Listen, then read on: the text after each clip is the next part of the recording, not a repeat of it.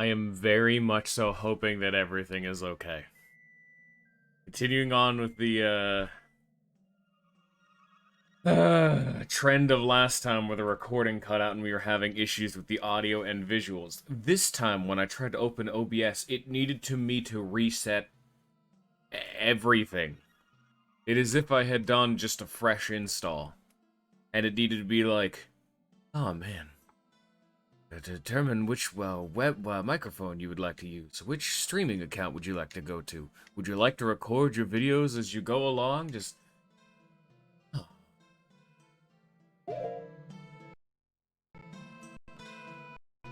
Damn, Link, you live like this?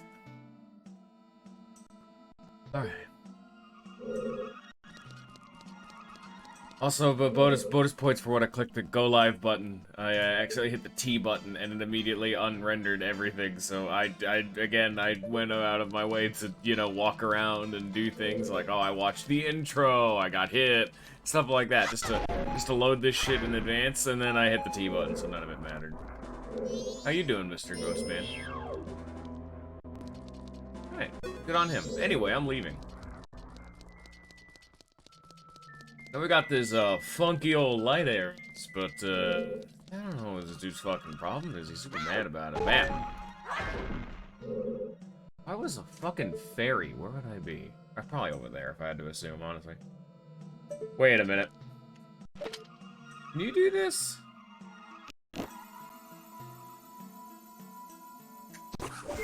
That does actually work. God damn.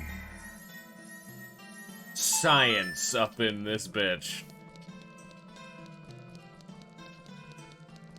Oh, that's some cosmic horror right there, down there beneath me. Give me that. That is mine.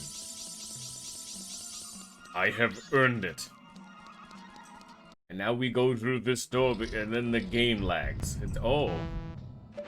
Well, fuck you too, idiot. I have the power of sun, God, and anime on my side. That was like the compass chest, I think. Oh, dear God. This room became way more fucking intimidating, didn't it? Oh, dearie, dearie me. I'm spooked solid.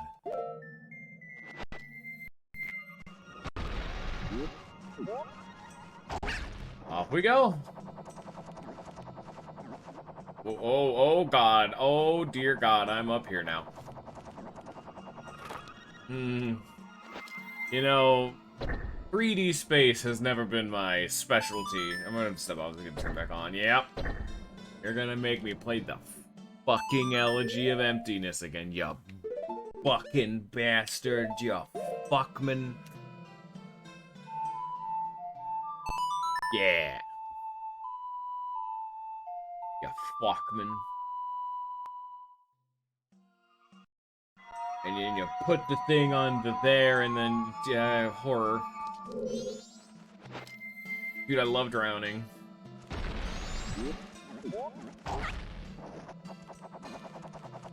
I don't know about you guys, but I would put drowning in like the top 5 of my favorite habits. Oh God, there I go.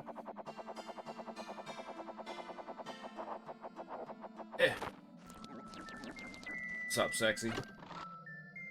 Yeah, man. We are not done with this room, though. So we need a key up there. Good to know. You know, you could, like, have not have been standing, like, right there when you did all that. Fucking, SNES, fuck, what's his name? I'm having a hard time right now, in case you're wondering. I'm having a... What was his fucking name? Oh, that's gonna drive me up the fucking wall, dude. Ah. It was right there. It's the main villain of a Star Fox. Is the big monkey hand man. How the fuck do I not know what his name is? My brain, every time I start remembering it, it finishes the sentence with Astaroth. It's like Andromeda, Astaroth. It's one of those cosmic A names, and I'm like, yeah, my brain's like, yeah, no, it's Astaroth. Every single time I try to think of it. Or Andromeda. And I know it's an A name, it's science-y, and it's like space-themed. Because it's the big monkey handman from the Star- Oh, I need to fucking flip the fucking dungeon to go grab that. Oh, very cool.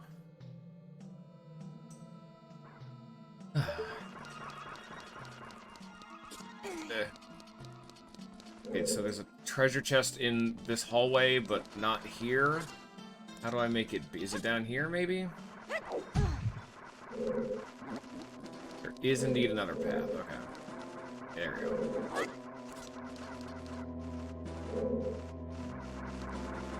Oh, I was wondering what that no- Oh, okay, great, Link, that's exactly what I wanted you to do, yes, of course.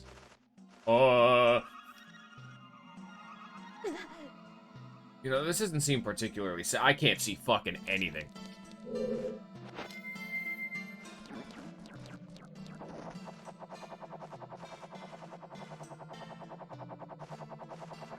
Oh, I'm backwards now. Very cool. Big fan.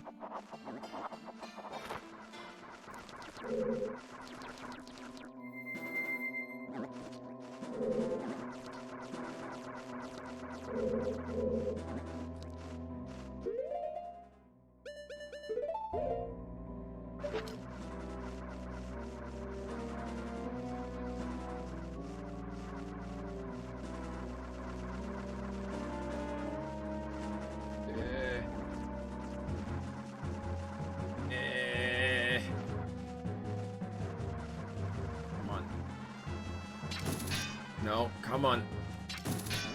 Come on. What? There's a fucking invisible wall! I'm gonna get closer to this edge. No, don't turn me around. I'm glad I'm on a time limit for all this. This is my favorite. Yeah, no, this is an invisible wall. If we are able to get past this invisible wall that is arbitrarily deciding I can't do this, maybe over here then?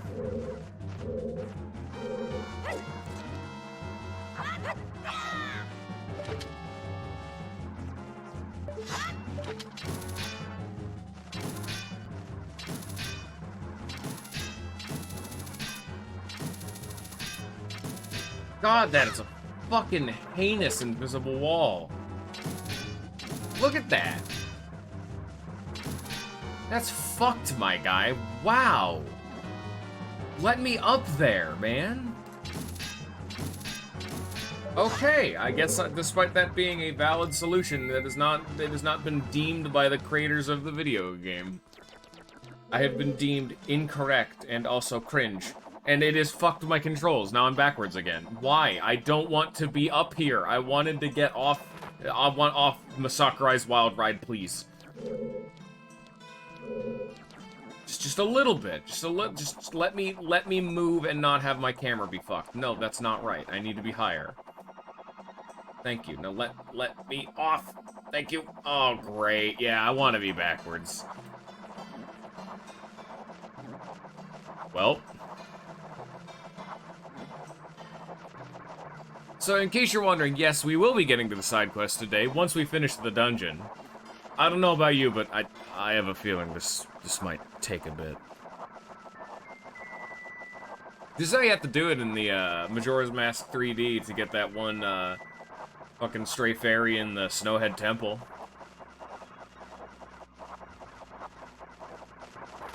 There we go.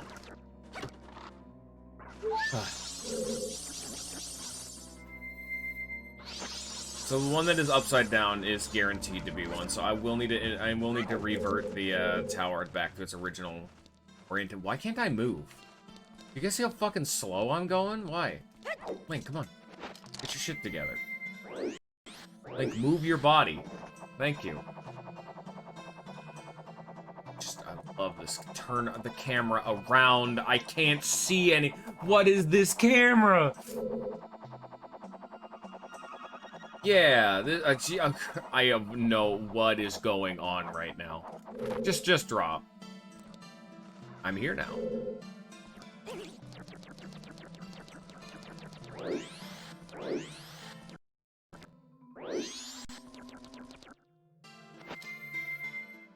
Blunk. We're going back.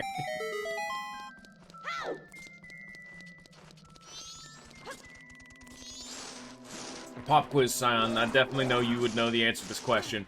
What is the name of the main antagonist of the Star Fox games? I just remembered. Oh my fucking god. You? Yes, you're right, it's Andros. So Astaroth wasn't too far off, but it's Andros. That's its name. Thank god. Fuck, me asking you is what reminded me. In case you were wondering, literally that entire room, I was in fact still trying to think of what the fuck his name was. No, go back here. Once there's another one in here. Yes, there is still another one, so I will have to invert the tower one more time. Luckily, that is the intention.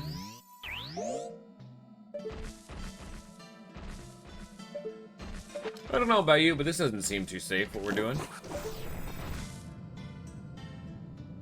Isn't that fucking cool? Rad.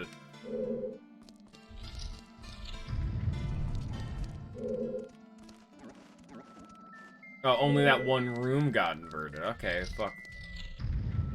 Oh, and then I left, so it went back to normal. That's fucked. Whoop.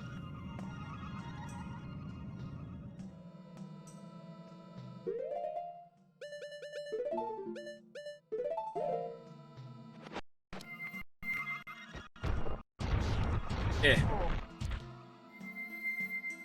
Hey, what's up, my guy? Kerblamo. I don't know what... Was I meant to do that? I genuinely have no fucking idea. What was the point of inverting this room? I don't know, so I don't... Is that a button or something? I don't think so. Nothing in here. Whatever. God, oh jeez, oh god, oh fuck, oh god. Wait a minute. Aha, it is a block. Get the fuck out of my room. And we're back. You know it's a good time when they have a bunch of chews that give you magic and arrows that just infinitely respawn.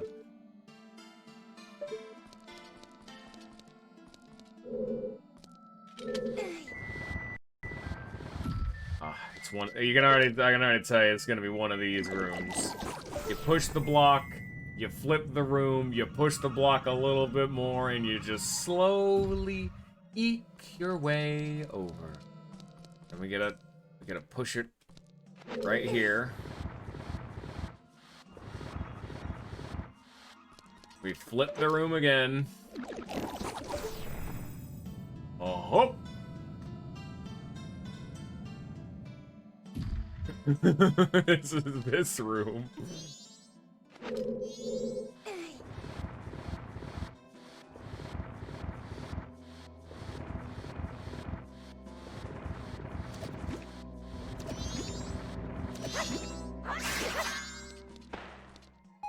Wanted the magic chew to get over here. Bullshit.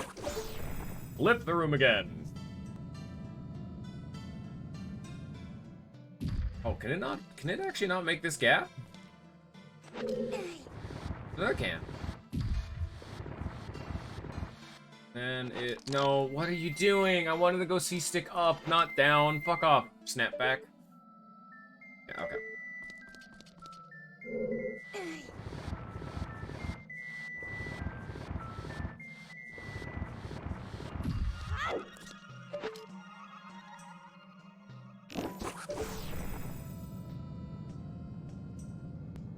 Here I am with the boys on the ceiling floor, going over my way to kill this choo-choo. Classic.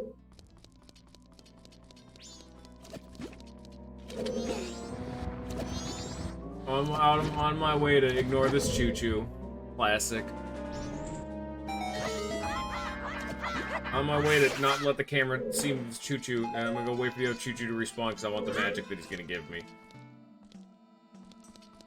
Okay, I guess I can't climb up that.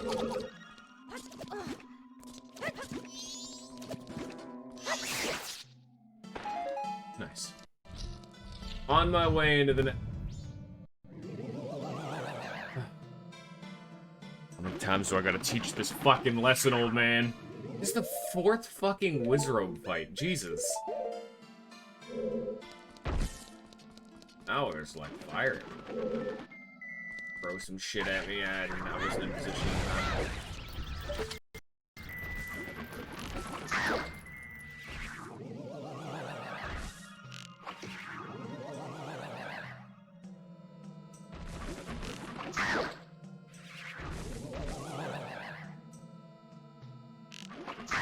Isn't this a rip-roaring and enthralling fight the fucking 4th time we've done it? What's up, sexy? I shot you. Oh, there's a little hole up in the top right, but he can't actually hit me from up there, so sure, you can go there all you want.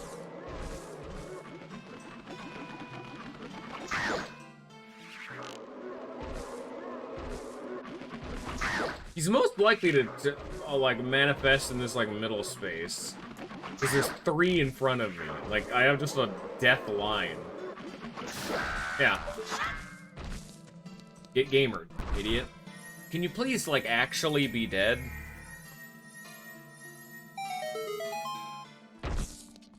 Where's this fucking light pillar right here? I'm not gonna really want to fuck with it. Is this the one that I fought the... No. Oh. This is this room. This is the room I was stuck in. This light leads into a different room. I'm glad I didn't fall in that. Oh, Jesus. How do I get up there? Hey!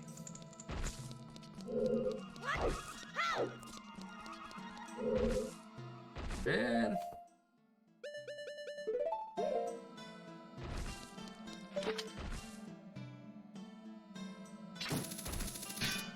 Come on, you can be a little more generous than that. Come on, just a little baby touch. There we go. Okay. Stray fairy. Wow, it actually was. Damn. This boy optional.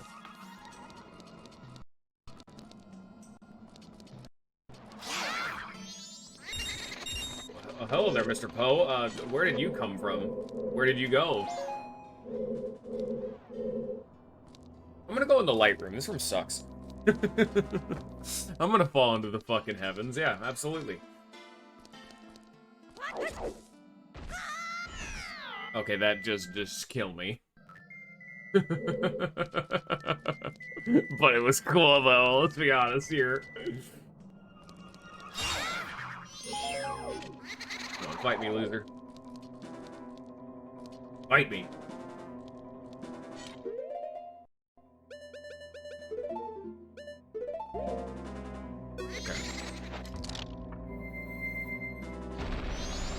Well then, if you're just not gonna do it, I just won't engage with you either.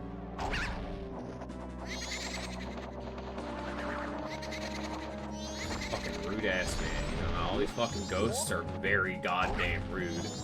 Now, if you'll excuse me, I'm gonna go find my upside down treasure chest from over here. There's a bunch of fucking chest pieces everywhere.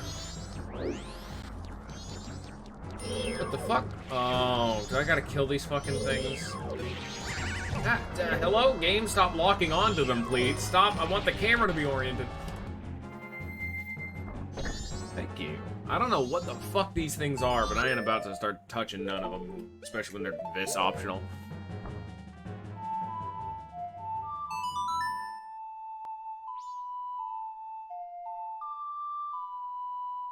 Everyone knows the best part of the adventure games when you start just running past enemies because they're not worth it to fight and you are scared. Treasure. Grazier. There's no more fairies in this path. Oh, you did not even hop off that. You almost got my ass killed, Link. You almost got your ass killed. Oh, we're in this room! Oh, now he's up there, dude. Big man.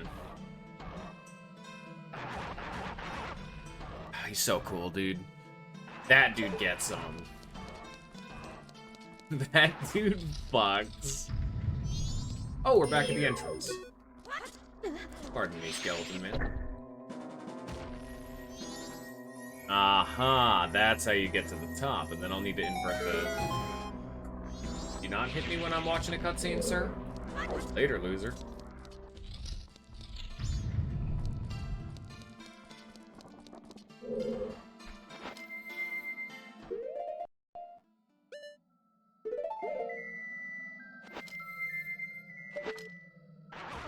I think you can do this.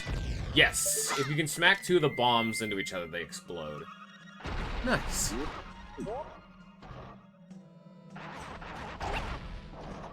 I gotta say, it is annoying as, like, honestly, most of the annoyance of this dungeon has just been weird fucking camera shit. Ow, okay, rude. It's on the ceiling? Oh, no, I already got that.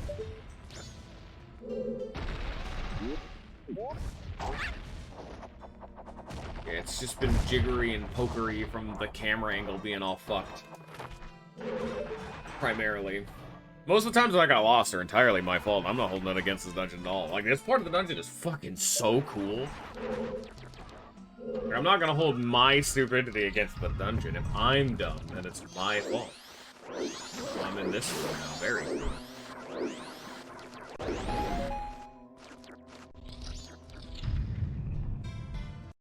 Oh, again with the... Oh. You're not the Garo Master. Who the fuck is this? Dracula? Yeah. Yeah, that is a heartless. This is a Kingdom Hearts enemy. You're not gonna like light arrows if I've ever seen it. What are you, though? I don't think I recognize this guy. This is a Gomez. There'll be no end to it if you can't get those bats away from me. Just shed any light on the situation, I get it. Hey, sir, I'm trying to shoot light arrows at you.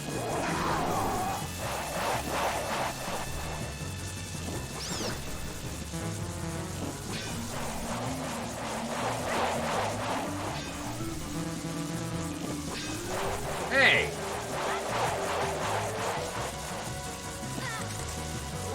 This was working before. Why is it not working anymore?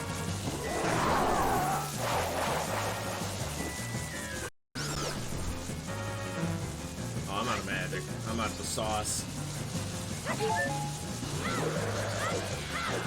Pardon me, coming through. Oh, what the fuck? Camera!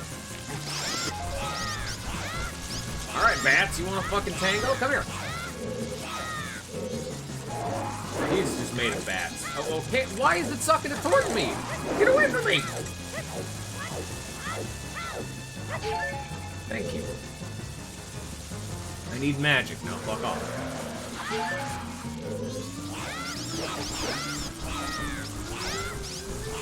You've become a whirling dervish of death. That's what my grandpappy always told me to handle bat villains.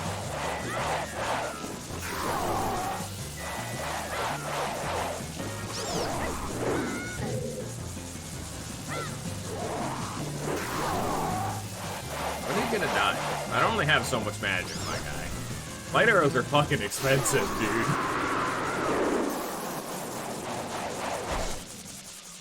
But he was so cool, though. He just had a scythe. That's simply it. Honestly, if you have a scythe, you've immediately factored in, unearned into the coolness scale. Give me that.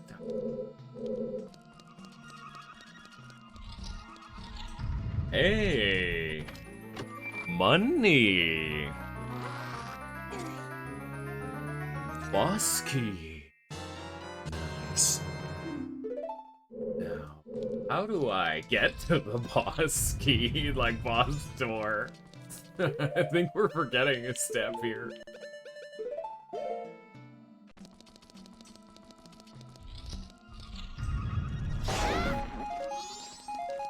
Well, I appreciate the man and the bombs and the arrows, but I need help.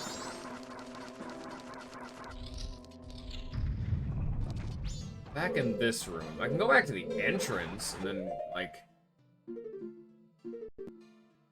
So I know there's one stray fairy at the entrance, there's one stray fairy in that inverted room.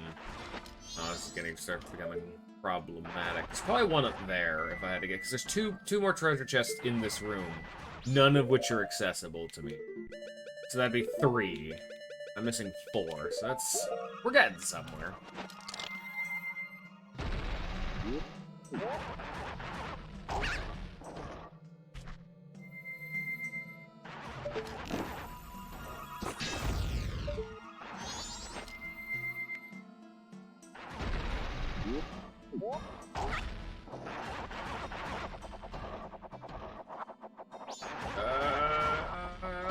Not even close.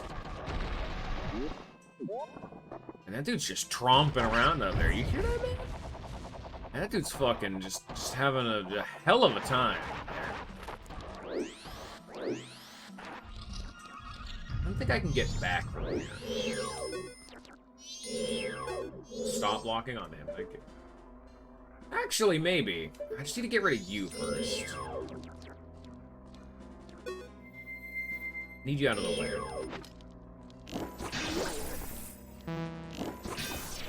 Huh? If I hit you in the stick. Goodbye! My controls were fucked because Tattle would not like unlock on. Oh, you hurt yourself when you're upside down. Cute. Oh, you're dead. Okay, well then. I don't really think I solved that puzzle, more like the puzzle slammed into me and I had inadvertently solved it with my body, but okay. Sure. Earned really doesn't feel like it. Oh my god, that should not have reached. This is probably the boss door. Ow. If I had to guess, this would probably be... okay.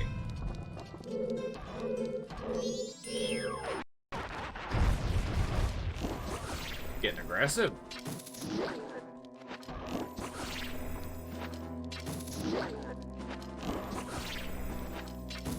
He sure is. Ah! What a fight!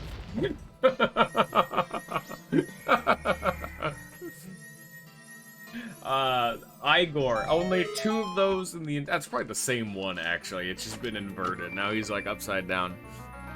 Are you guys ready for the strangest fucking thing ever?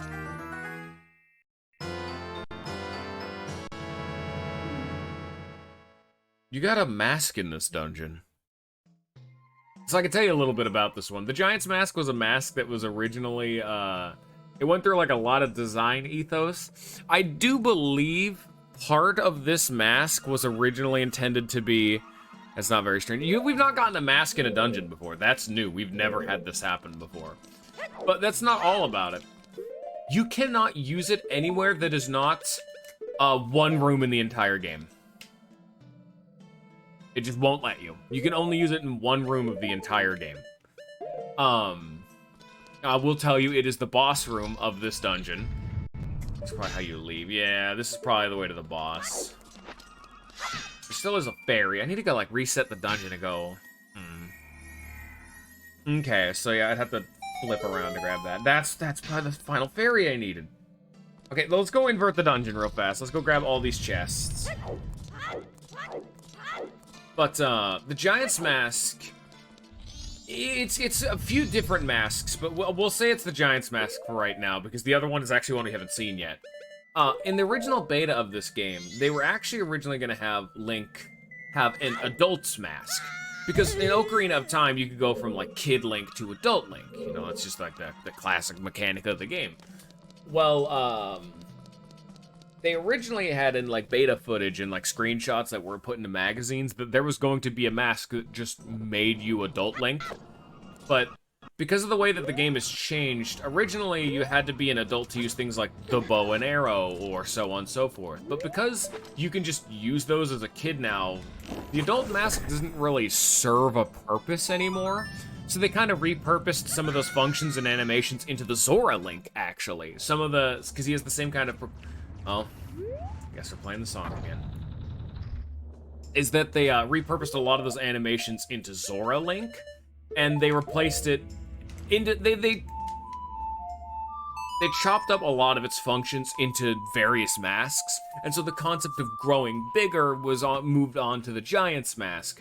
But I do believe that it was a technical limitation as to how little it is used in the game. I think they wanted you to be able to use it in more places, but they just couldn't.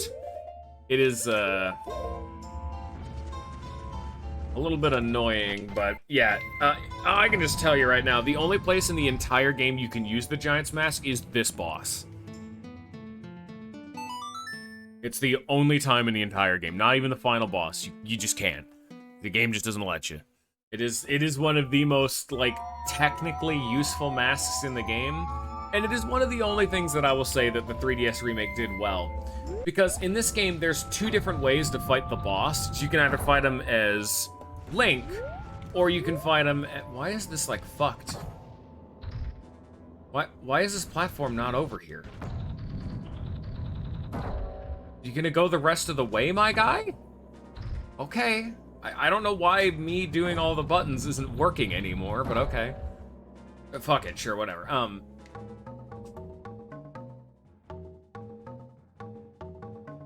on. There you go. Fuck, where was I?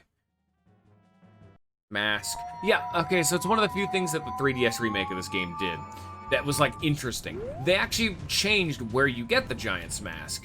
Instead of it being, like, in that hallway right there, they actually made it to where when you're halfway done with the boss fights, you got access to the Giant's Mask. And that's what, gave access to it, so that is how you get Mask. But they made it so that you actually have to do both versions of the fight. You have to do, like, the small version of the fight, and then the big version of the fight. You actually get to do both, and both are mandatory. Instead of having one of them be like an actual challenge and having one of them be a fucking shit show that you can just kind of shit on the boss, they've made both of them mandatory, and they've made the second half absolutely fucking awful. The spoilers, the giant version of that fight is like the worst boss in Zelda history. It's great. Okay. And now it works. Okay. That was a bit of a non-congruent stream of thought. I'm kind of distracted because I need to keep playing these fucking songs and figure out why the blocks aren't working. My apologies. Giant's Mask. It's a neat concept that did not have a lot of development time, and its implication or utilization in this game is very mid. It is in one room, and then the 3DS remake, they did something interesting with it, but then they ruined all of its actual applications. There you go. We'll shorten that one down to brass tacks.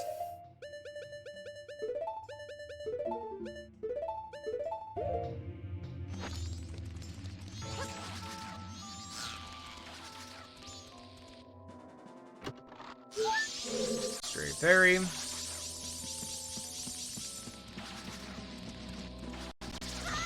Oh my fucking god, get out of my way! Fuck off, please.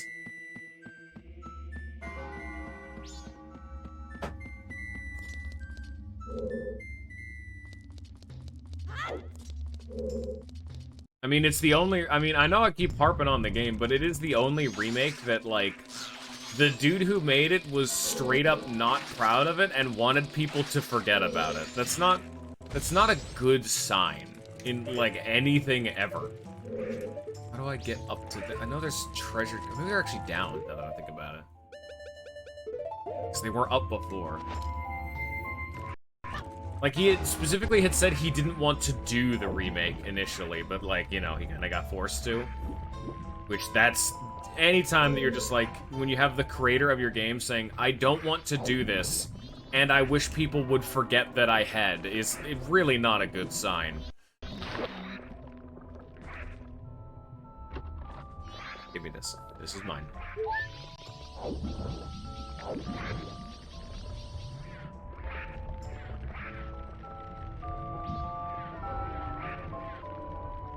I like the clock sound effect when it's, like, underwater. That's cool. Oh, I can go over here now. Wait a minute. Take me. Take me, hand.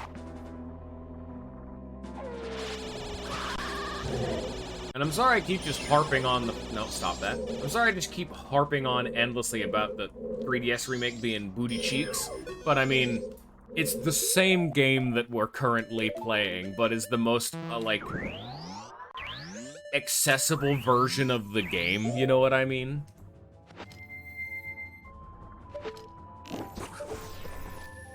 It's like the version of the game that Nintendo had sold, so...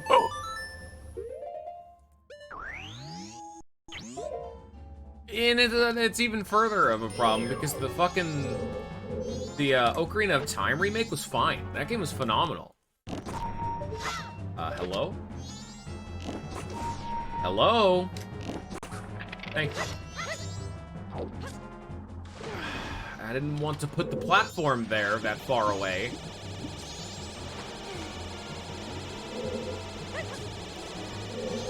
Pardon me, Vivos. Hey, secrets.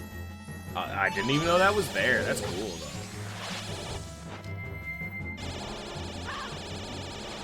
though. Ow. You bitch. Come on, Link. Don't make me have to go all the fucking way around, Link, please.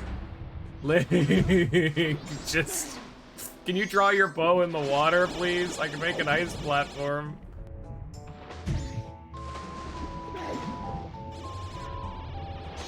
I can't not turn left. I'm having a hard time, like, turning. Yeah, I don't know what the fuck. Okay, now my controls are all fucked. Now I'm like, the camera orientation is just wrong. Once Link starts going towards the screen, you know things are going wrong. Okay, we're should leave.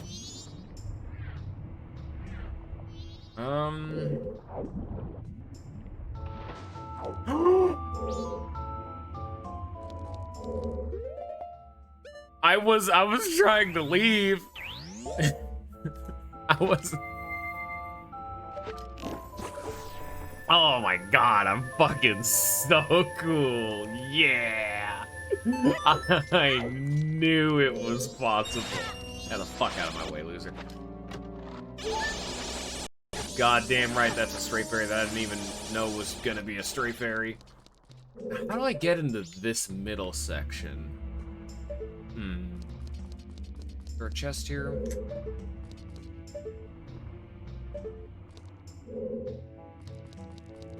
Oh no, it's because you're on the underpath. Yeah, okay, so I'll need to go around. How do I get over there? This will take me there, okay. Just need to go through the, Wait, no, I can't go back through this way, that's right? Can't I? Yeah, no, I need to go through the gate, so I actually do need to go back. Bonk. Well, good, because this I would have had to do 2 laps if I hadn't made that sick jump and been really cool gamer.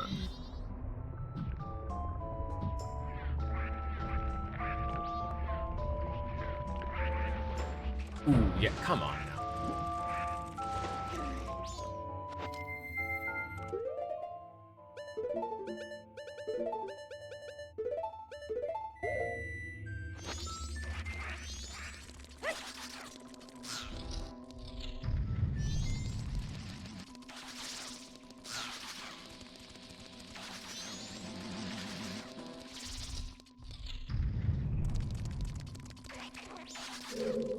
Wait a minute.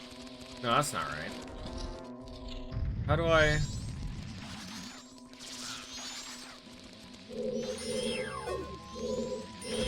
Stop locking onto them.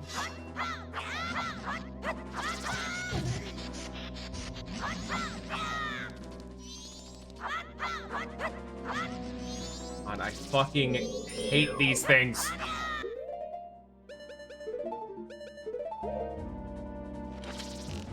You could at least have the decency of not having them respawn. It's okay, Link. Take your time. You'll hit him eventually. There you go. That didn't open this door? Why is this door not open? I gotta hit this eye again? No. How do I open this door? I need to go through here. So I need to go up this middle platform, because that's where the chest is. I probably need to go all the way around, don't I? Fuck. Okay.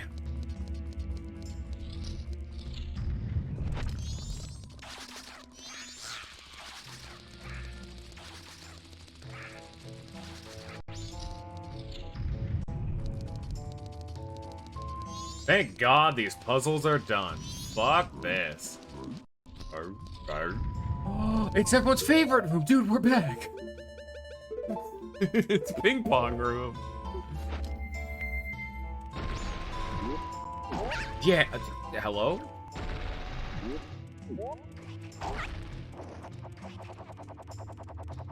Yeah, it's that room where it just fucks with your controls inexplicably.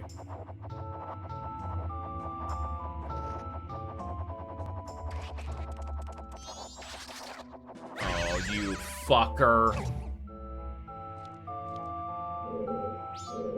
I am alive. Welcome back. Did they really have to put the bomb chew there? Like, really? Did he need to be there? Is that crucial to the design ethos? Did Masahiro Sakura guy put him in there? Did he come into the design room and be like, "Well, if we put that little man right there"? Stop, turn. No, turn. There you go. There you go. I want to take it tight so that we can get past him.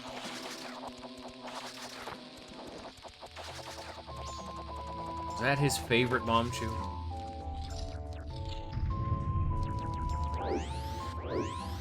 It was Master Hero Soccer Guy's favorite bomb chew.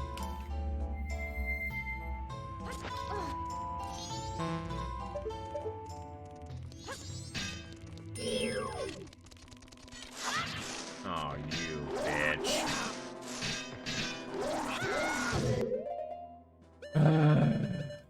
Fucking Andros looking ass. Can you not push me off? I'm in the middle of my recovery animation, sir. Fuck out of here. Give me those hearts. Those are important.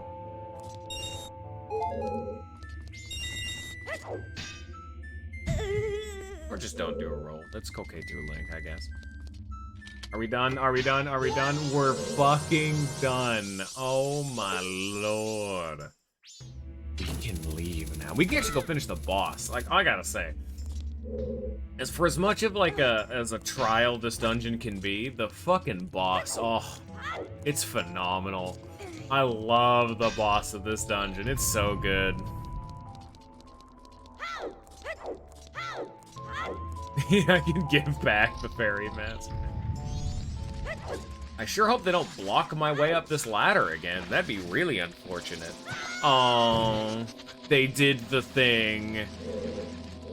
And now I can't lock onto them.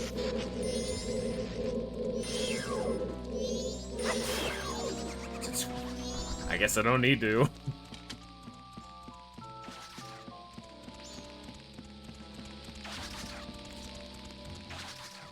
Alright, we invert the temple, we go back through that hallway, and then all is done. I like how, like, despite that this dungeon was, like, way harder, and like, oh man, it's just... So, how do I invert it? That's on the, it's on his forehead, isn't it? No, it's actually beneath me, so I need to move one of these blocks out of the fucking way. No. One of these blocks needs to move.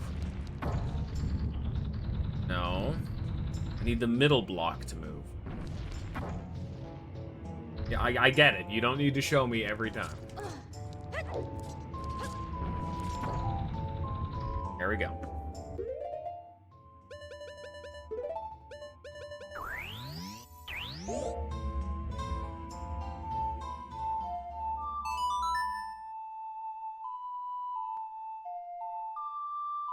God, I wish I was a speedrunner right about now so they would clip into the ground to be able to shoot the invert tower button from the outside. Like, from like, the wrong side, from inside of this block.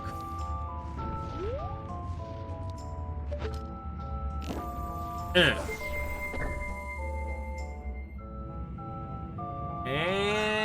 now we have caused. I wanted to say ecological trauma to the world, but like, I think it's a lot more than just that. I think we've like fucked up the universe as an entirety. I think reversing the flow of gravity would have a lot of long-standing implications.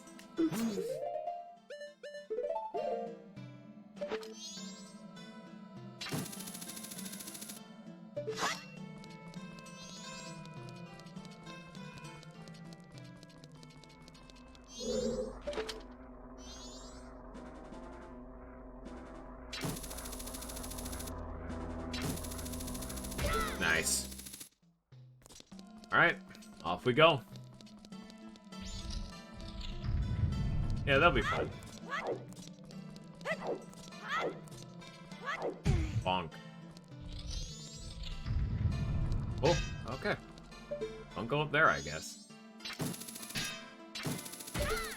Nice.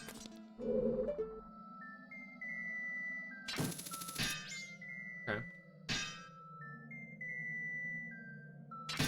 Oh, fucking super cool. Thank you.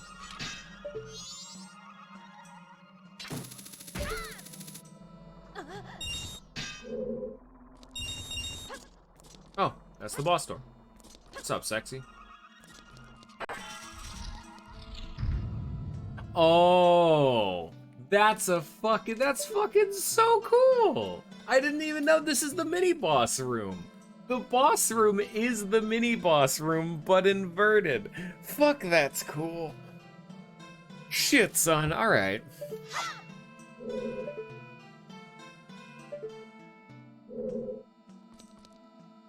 Off we go. Oh, right in the center.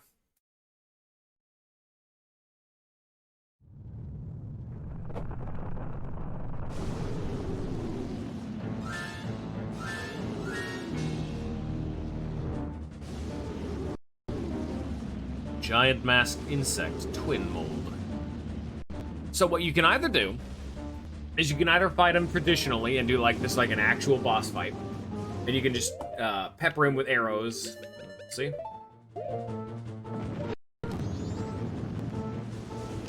Shoot his big glowing like tail weak point or his head. There's two of them, so it's a little much.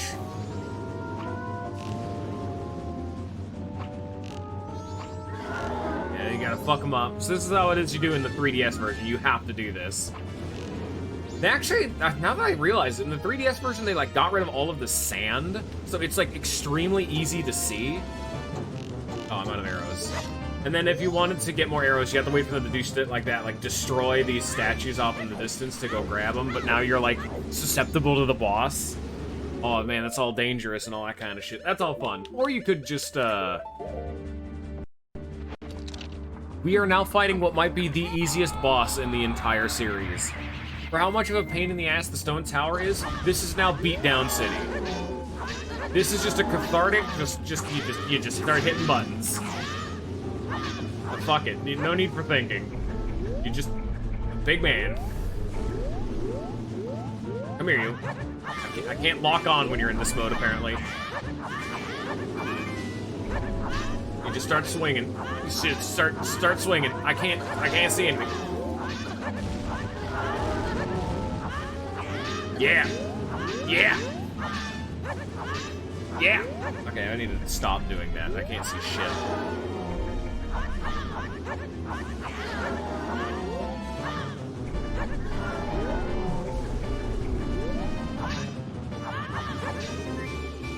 What? What are you doing? Oh, you need magic to be a giant. I completely fucking forgot. Oh. I'm gonna be honest, I don't think I've ever run out of magic in this fight. I just genuinely did not know that was a mechanic. I was too busy fucking around swinging my sword like a maniac. I unironically did not know that that was a mechanic. That is super fucking cool, actually. No. Okay, good.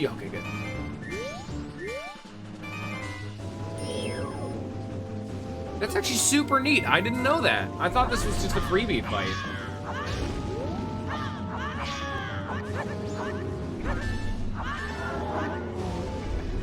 You should kind of just wail on the boss. Like this is, you have a big difficult temple, and then you get to just beat on the boss. You get to be the fucking powerhouse, you know? Good dichotomy. Difficult dungeon, super fucking cathartic boss. Good shit. Love this guy. He's so much fun.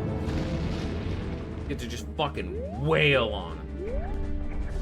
Where are you little other bastard?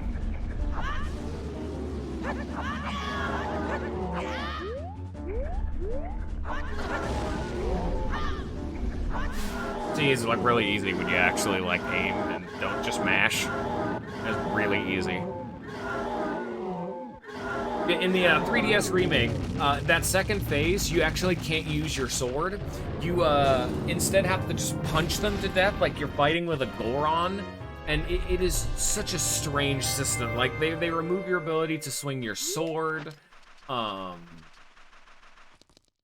You move like 3 times slower. Like, you just start walking around like you're like really heavy and big. Oh, it just... it's so fucking awful. You've seized Twin Roll Mold's remains. You just freed the innocent spirit that the Dark Mask had kept imprisoned within the body of the evil Twin Mold. Nice. Fuck this guy, he's super cool, I love him. But fuck him because he's evil. We could go beat the game right now if we wanted to.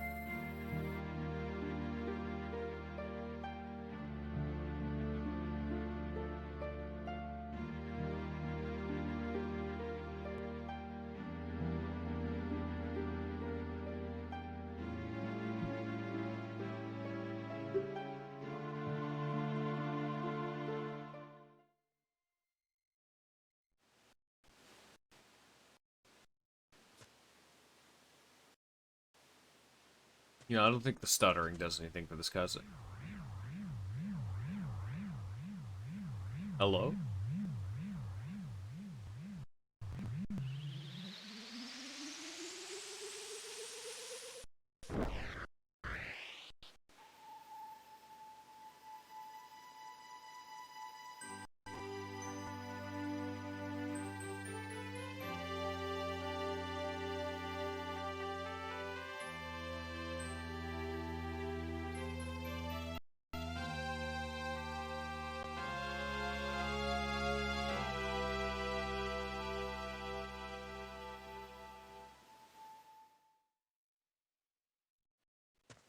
Nice.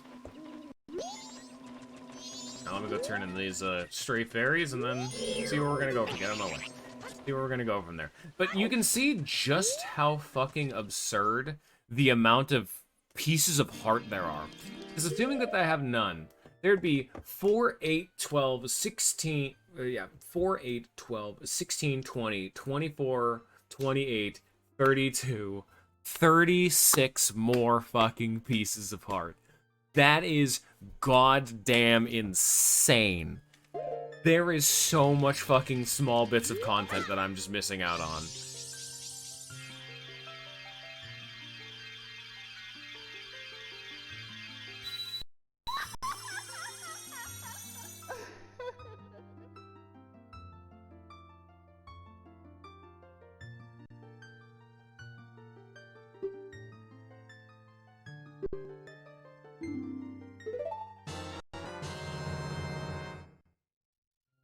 Oh. Hello. So you didn't like how our current sword looked, Scion. How do you rate this? Where does this fall on the tier list? We need to see it equipped first. Wait a minute.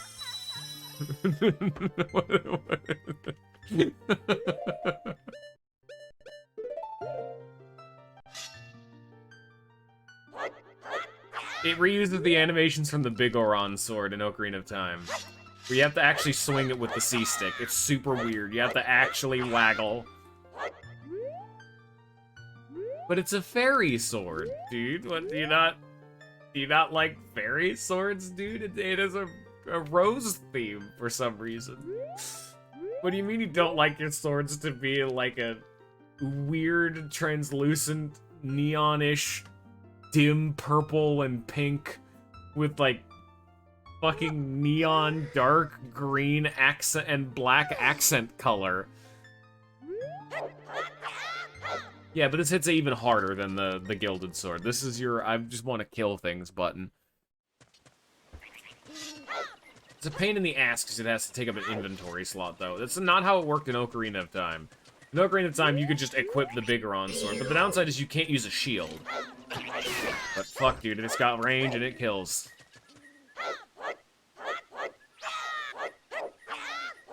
Unfortunately, yeah, it is the best weapon in the game, but fuck, dude, it's ugly.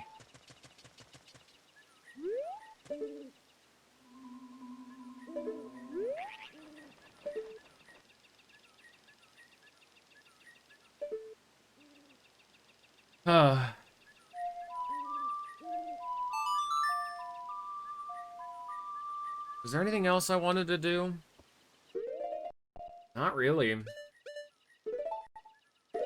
I honestly thought I would have time to be able to, like, look up and watch a video for everything for, the Anjun Cafe side quest to just show off as much as I possibly could, but I thought I'd have to take one more stream. I wanted to watch it just before to be able to keep it in mind, but no, we're here. It's time now. Oops. Oh well. Also, wow, because if you're not doing side quests as much, you don't really need to spend money at all. Like, you also don't even have as much time to gain money, because I need to get to, like, 2,000 or whatever for this dude to give me a piece of heart.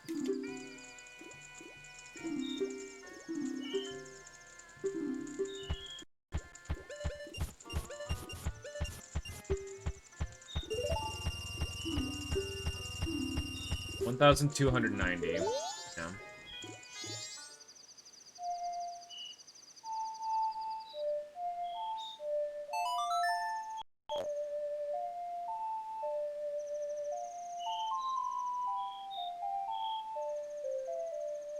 Let's do it. I'm looking up a full walkthrough guide just to show up as much as I can on the fly.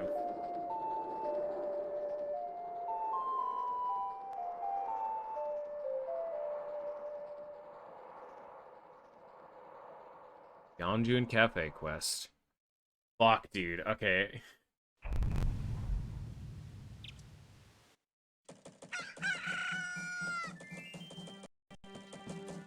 There is 13 steps to this. Okay, chat's gonna be difficult to read while doing this. We'll have to see if I'll be able to do this at least. Okay, I can. Alright, that's gonna be difficult too.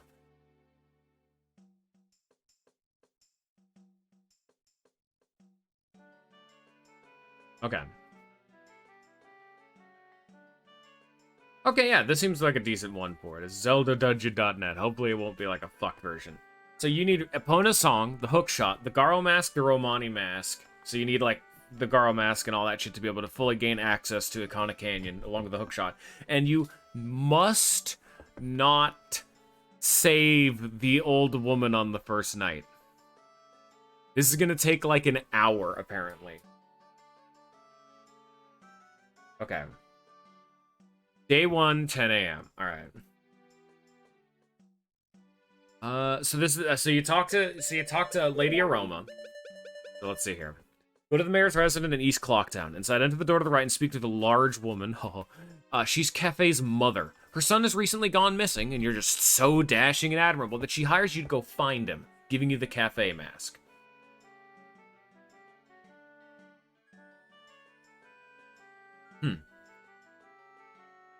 Okay, this is also showing us all the optional events, too. What time of day? Well, okay. And it's in order, so we can just do this. All right.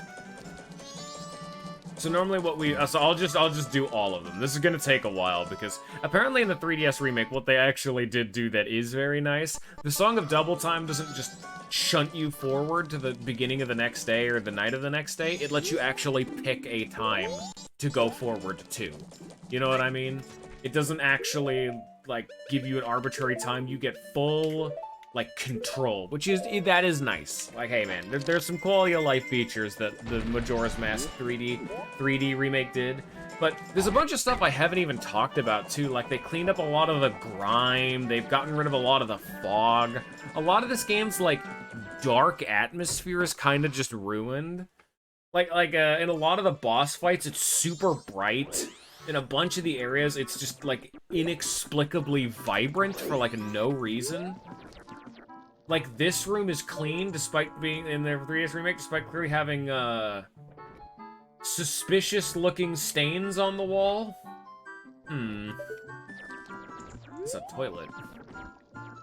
We're gonna go talk to the old take me forward 2 hours lady.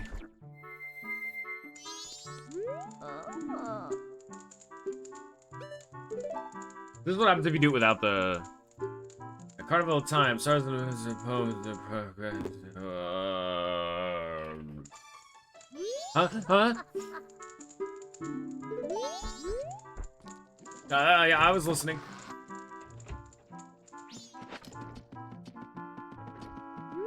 I'm glad that I found a way to be able to show up a lot of the optional side content.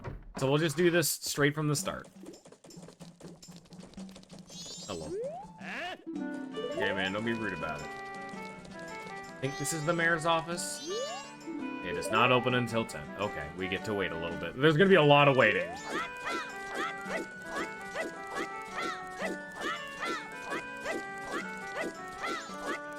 This is meant to take place all the way through all 3 days. This is a full game-wide side quest.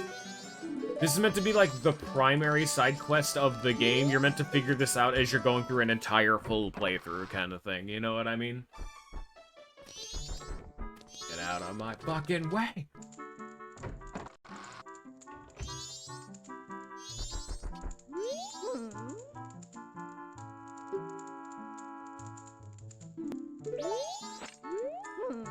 Okay, she would have been like, hey, you know, find my son.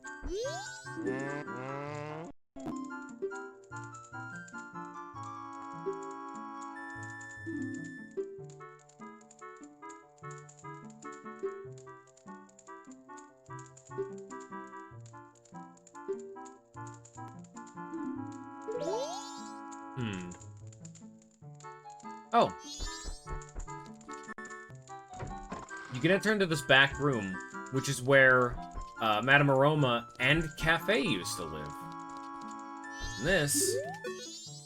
Cafe's diary. The wedding ceremony is soon. It might be early, but I finished my wedding mask. I wonder if Anju has made hers. She tends to do things at the last minute, so probably not. There's a gathering of the fellows at the milk bar tonight. I plan to show off my wedding mask and talk about my sweetheart as best I can.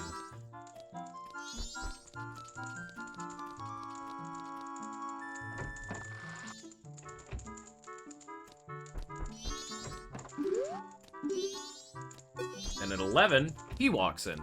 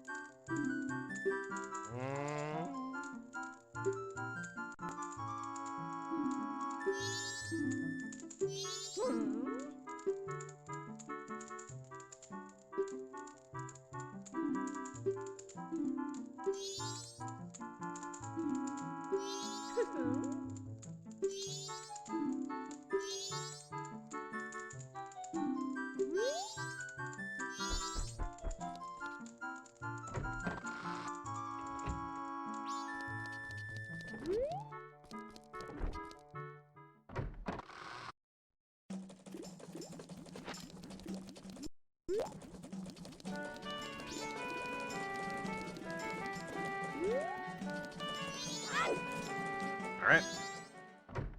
So at 12 through 12:15... come back here. You can see Anju making meal.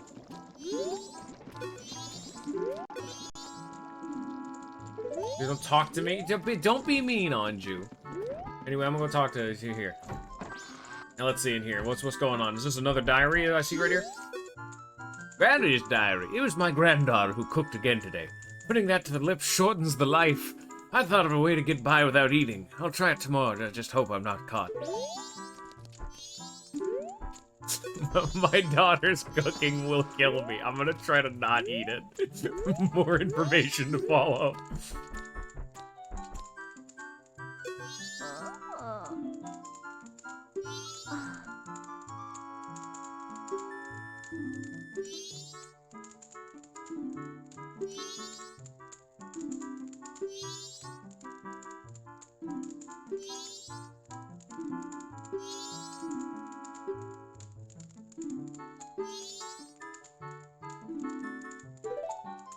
Fantastic. Very important. I'm glad we saw that.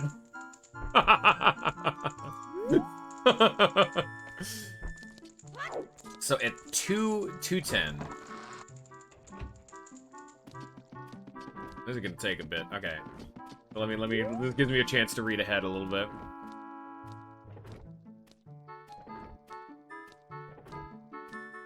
I got a sneeze brewing. Fuck. There we go. Need to wait for Anju to gently put the food back. Where are you taking this, actually? I'm curious. Oh, this is her room. This is the employees only room. Okay. Okay, so our next threshold for an event that can occur is 2:10.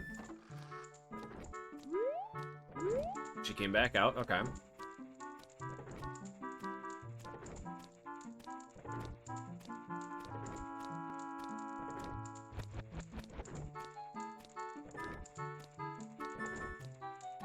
Actually, I can do it at 150. I'll need the Goron mask. Guess will at least help. This isn't mandatory at all. This is another optional thing, but will help a ton.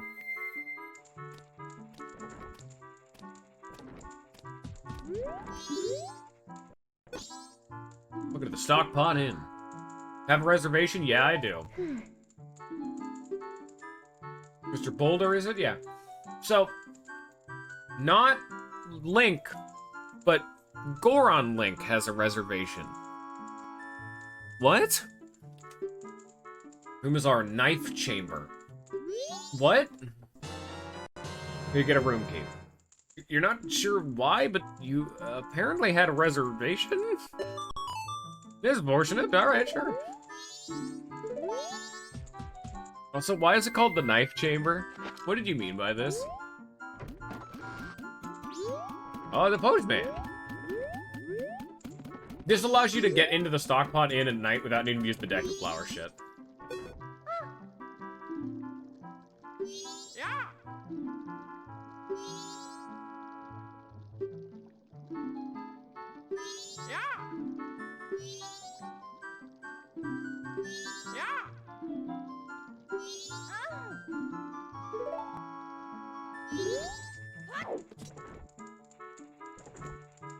Okay.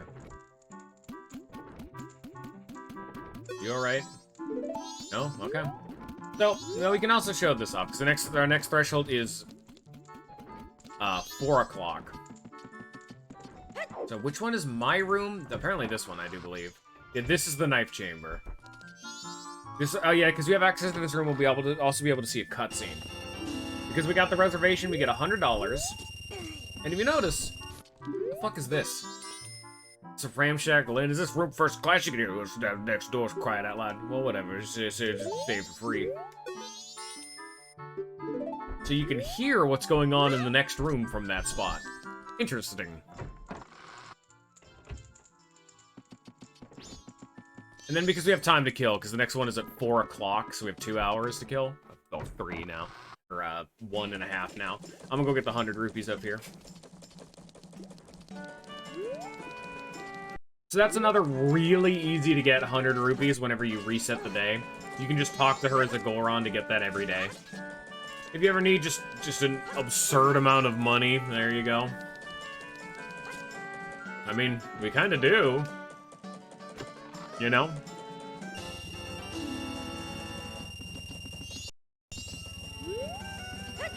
We got like 30 minutes. We gotta hurry. We gotta go deposit that money fast. Fast, quick.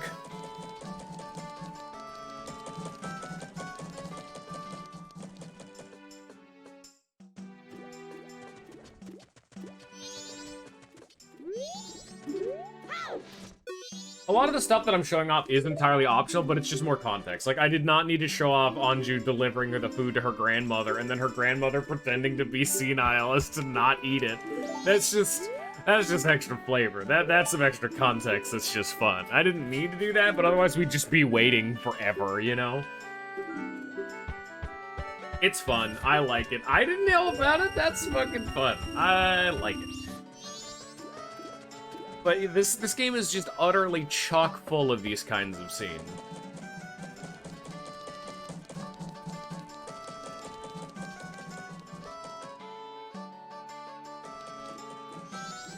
Oh, we're almost there. Oh, fuck. 4 o'clock. No! So at 4:10... Okay, he's here. He just got here. Okay.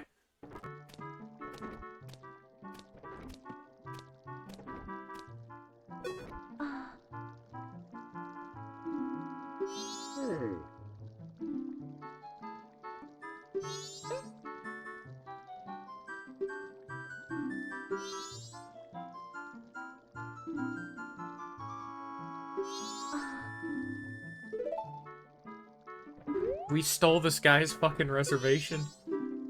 He's got like a speech thing going on, and so he said his name is Boulder Goro. But we took it because we were dressed as a Goron. We're a fucking monster. Aw. And yeah, as you go on, instead of this dude sleeping in that room, he's just genuinely gonna be sleeping outside. This is fucked. Ah. We're a bad person. Alright, now is when we can actually do something that is required. The knife changer, like, guest key, that's nice, that's super useful, but it's not mandatory. We do get a couple few scenes with having access to that. But now that she has received the letter from the postman, we can do this. You put on the cafe mask and you talk to her.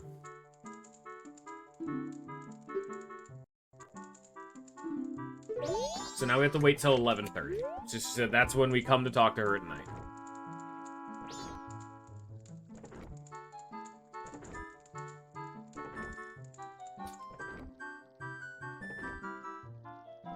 Yeah, we have to wait for multiple hours. So go talk to Granny. 12 a.m. through 6 a.m. You've got time. Oh, let's talk to Granny to shunt us off to the future.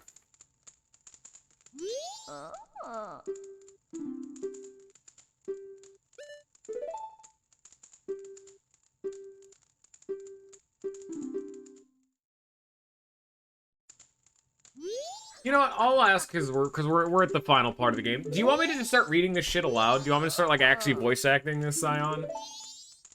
What? Nah, damn it. Because this is actually going to be like one long continuous plot that will actually start mattering.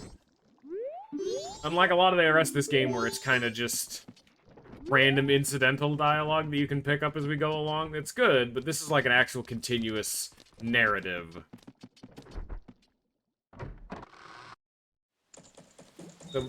Aww.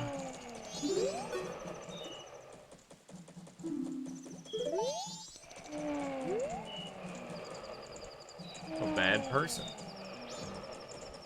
We're bad people.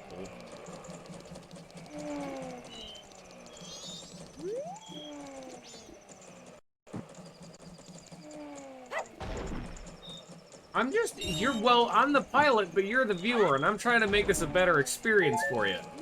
I'm not the pilot, I'm the Uber driver, and I'm trying to get you to give me a 5-star rating, you know what I mean? Your satisfaction directly determines my paycheck.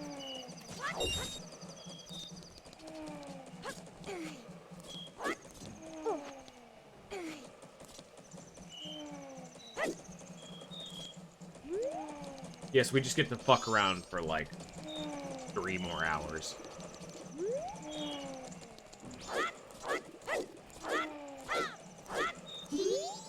Hey, Indiegogo, Zora Band, they revived the deep sea, and it's gone.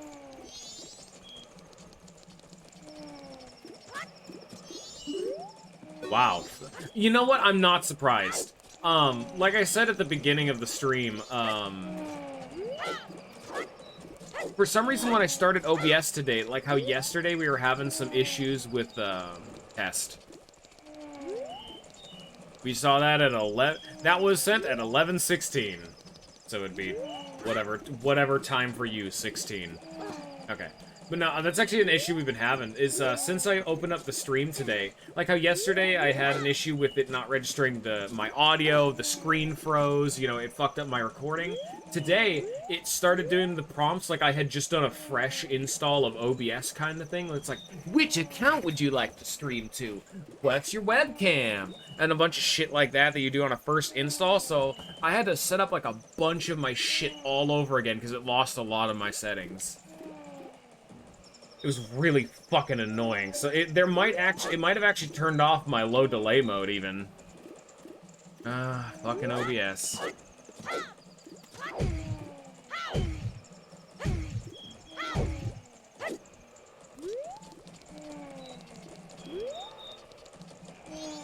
Yeah, we can actually enter the inn now that we have the key. But I'll start reading them aloud, I guess. Yeah, there she comes.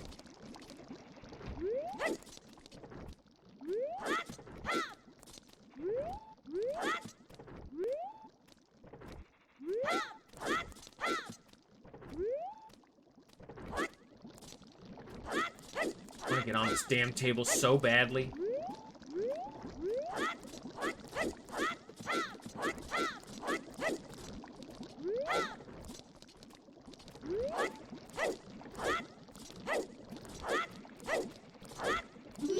Hey, Anju.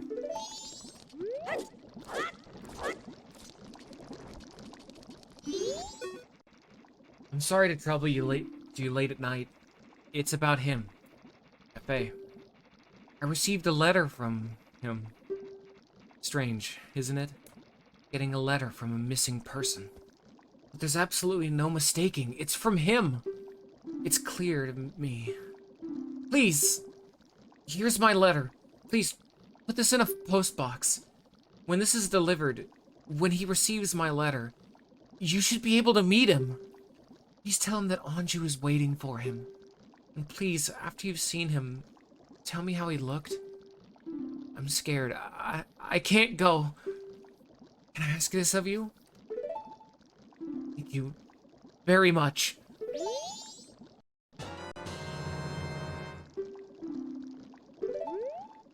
Please mail it immediately in the morning.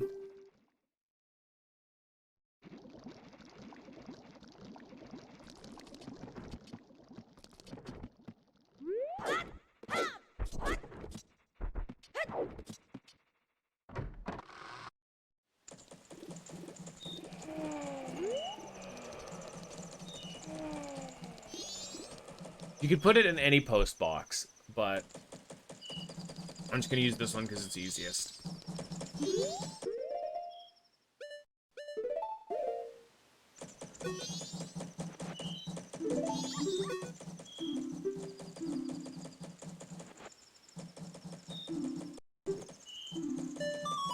Send the letter and send it to your notebook. Alright, now we're officially into new content, because we've never actually delivered that letter before. So the next event comes in at 3 p.m.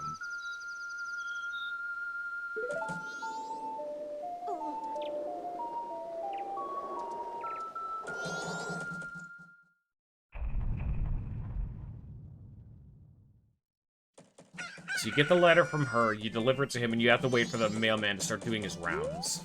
So it's 3 a.m. right now. We're gonna have to wait for... Or 6 a.m. right now.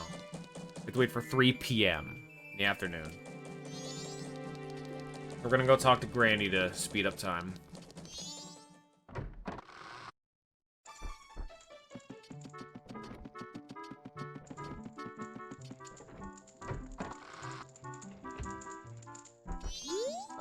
Oh, tortoise, you finished helping your father, right?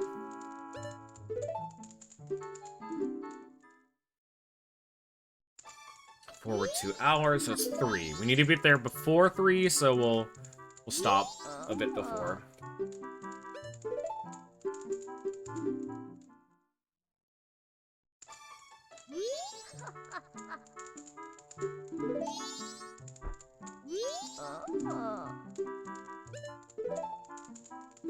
Perfect. Okay.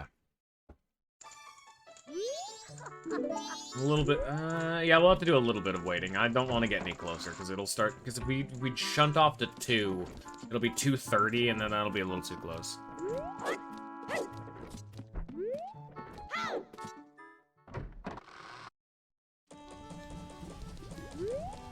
Poor Boulder, Goro. It's raining, and he has nowhere to stay.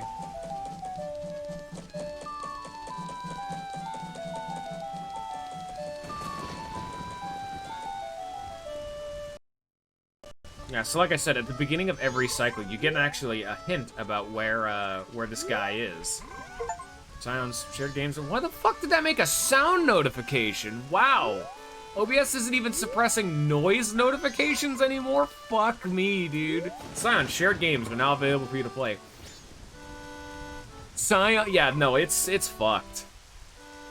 Scion, can you please stop playing Steam games and then stop playing them while you're watching a stream? You are impacting my streaming experience. Why do you guys DM me? Why don't you guys send me a DM on Steam? I want to see if it'll appear on stream. I want to see if we're that level of fucked right now. Like, it's even suppressing Discord's, like, streamer mode.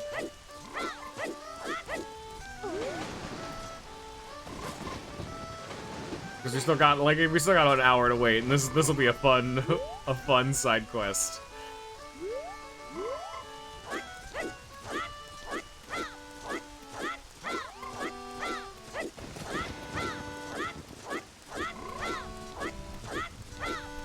Now that's on Steam.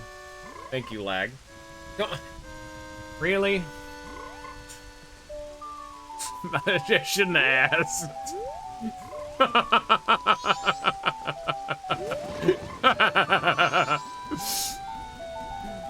It did not appear though, so it's not too bad. At least there's that. Okay, so the mailman's coming to deliver the mail to him. Of course, the mailman knows how to find him. There he is. And then when he's going by, you sneak into his fucking house. This is Cafe's house.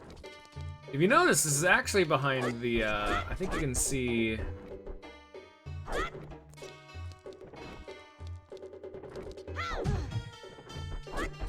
Forget how you do it. Anyway, we're at plot time. We're here now. I cannot read your DMs anymore, lag. I'm sorry. Alright, you know, maybe one more. You get one. Ah, oh, dude, it's piss.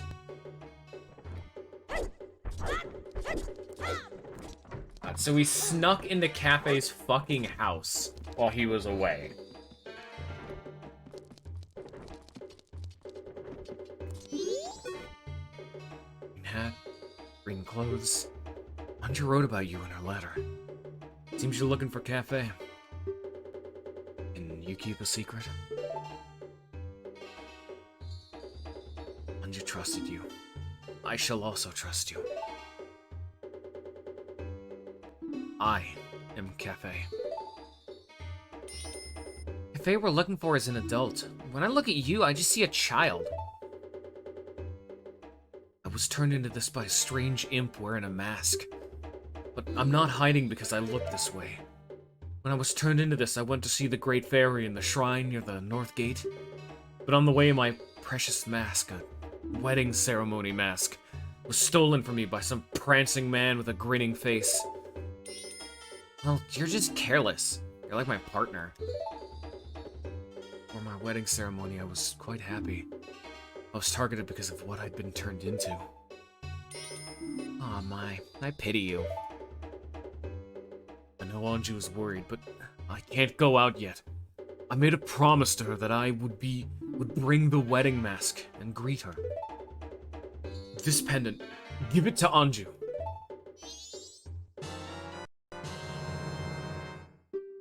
Though you may not understand these grown-up matters, you should probably take the pendant to Anju anyways. Keep what we just talked about a secret from everyone.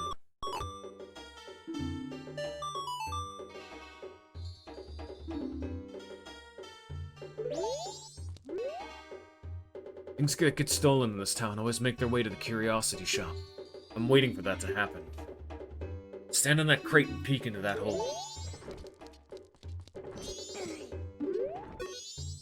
From here, I check on the curiosity shop's customers.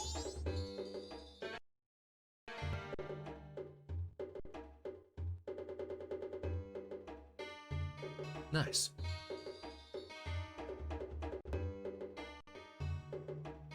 Oh, this is the suit of armor. If you remember the Curiosity Shop, there's a suit of Darknut armor. We're looking through its eyes. That's super cool.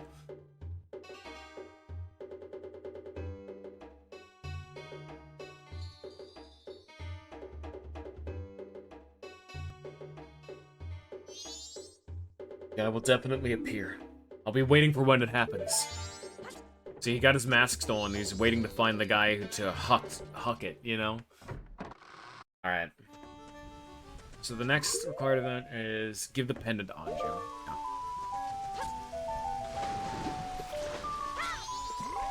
So it's something that we're not able to show off because, like I said, this sequence is extremely complex for the amount of failure states there are. Every single one of this step has a unique, like, dialogue or event tethered to it. So, like, if we get the pendant but never give it to Anju, if we never mail the letter, if we mail the letter but never give it to Cafe, so on and so forth, they all have unique outcomes. The main outcome is that Anju, if not certain that Cafe is still around, flees town and runs away to the Romani Ranch. She flees town trying to survive, effectively abandoning her wedding.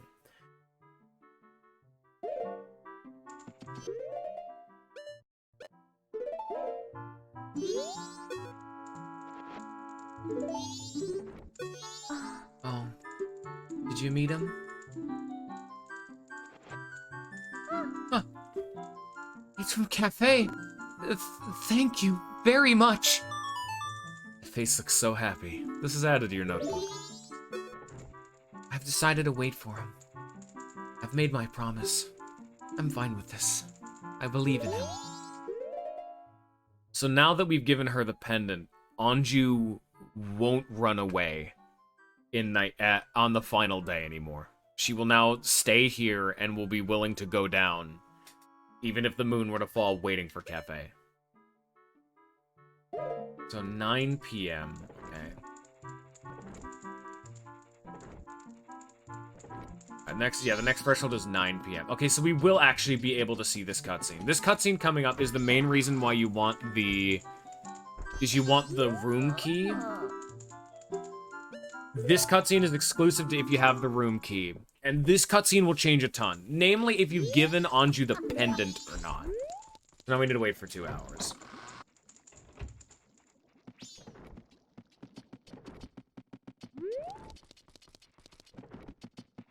This is another one of the heavy scenes if you like didn't give her the pendant. But we now need to wait for 9:30.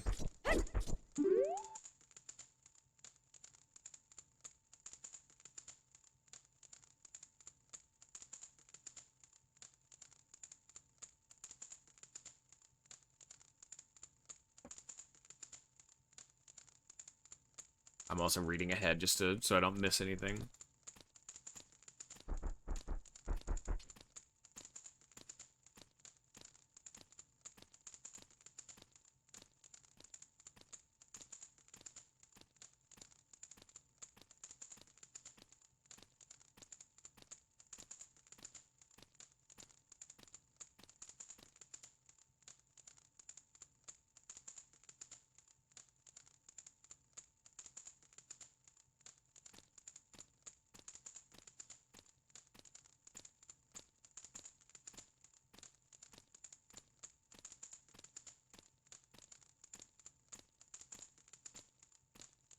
It's actually unfortunate. This quest has one threshold that is, like, timeline dependent. I'll show it off when we get there, but you actually need to do, like, the majority of this quest twice to get every reward. No, not yet. It's almost 9:30.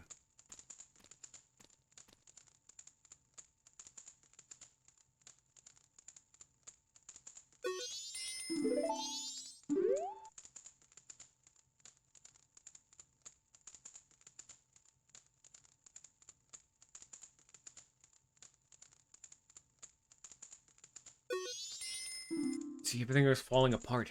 You can hear the voices next door. Okay, Anju, we're leaving in the evening for the ranch. Cremia will take us in.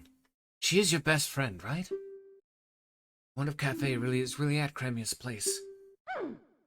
If Cafe is there, your mother will give him a smack. Besides, think about Cremia. She needs strength from a partner and a business support from Madame Aroma. If Cafe really has run off with Cremia, she'll get both. Please don't be sad. How happy could you possibly be, marrying a man who runs off when he's about to be married? Make your life unhappy, just like your mother's. But in the letter, he said he definitely would come back. Huh. Come back to what? Then won't this town be crushed beneath the moon the morning after tomorrow? Forget about the letter. For now, just try to survive. Everything else will follow. Yes, Mother. Thank you.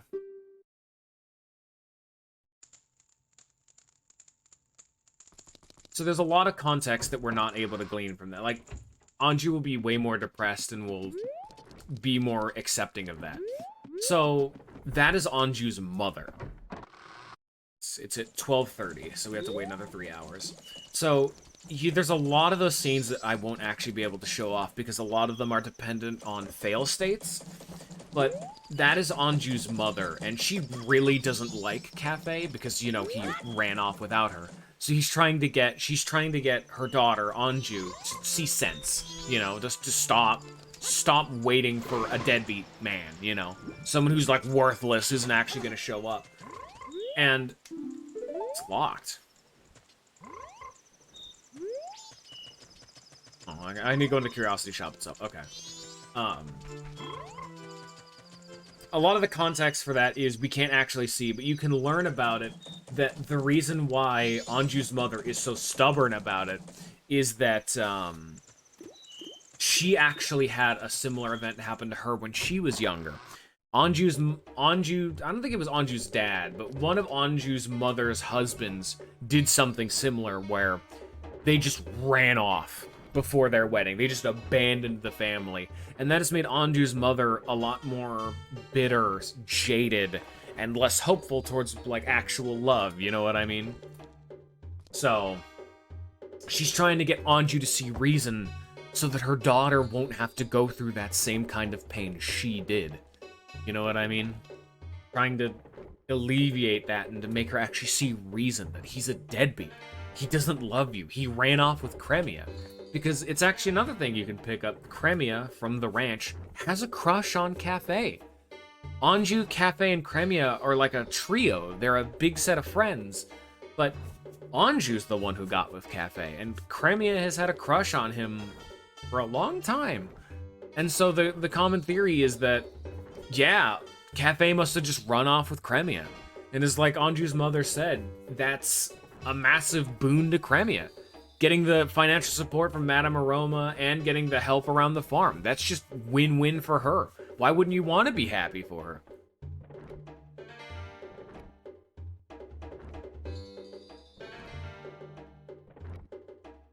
We're not done yet. There's still more to the side quest.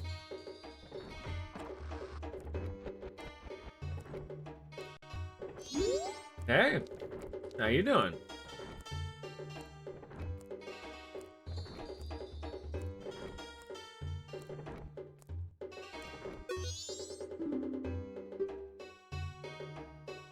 Such a roomy pincher, you miser. 200. Well, why don't you offer even less? And you know, this is about the bomb. This is the bomb shops. How about if I tell them all about you? All right, fine, I'll take it. But you're guilty too. Don't be a fool. The seller of stolen goods is just a middleman who's trying to provide his customers with good product. Look, I know nothing. If it comes to me, I buy it. I'm a charitable organization that helps people in need. Stan, the total is... It's 50 now. There you go. What? You said 100.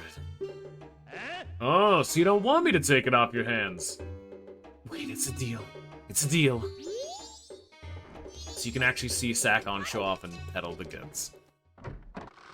This is why you actually need to be able... You need to not prevent Sakon from stealing the bag, because he has to show up here. Because remember, Cathay is in that back room watching for him. Interesting. So now we need to wait until the next afternoon. Day 3, 12 p.m. Okay, we're... Okay. Alright, we're almost at the end of this. So now we need to wait till the midday of the next day.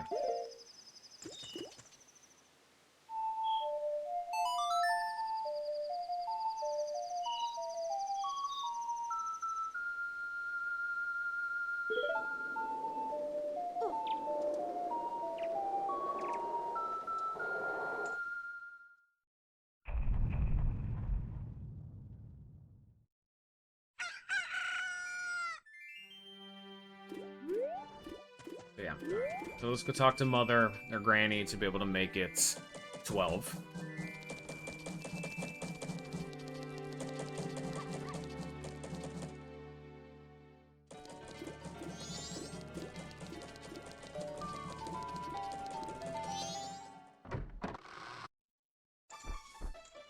Oh, hey.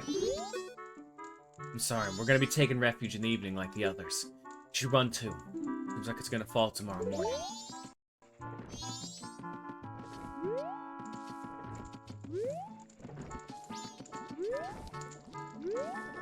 What's that sweeping sound? You upstairs?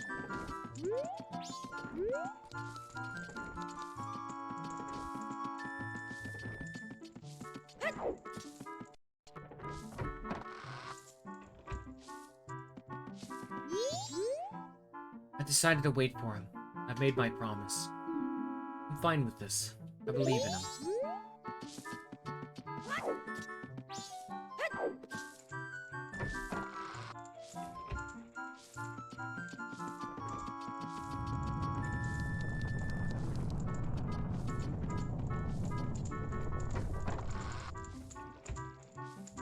We need it to be 12.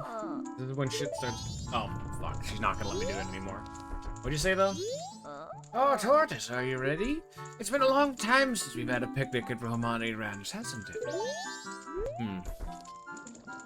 So yeah, they're all gonna be fleeing.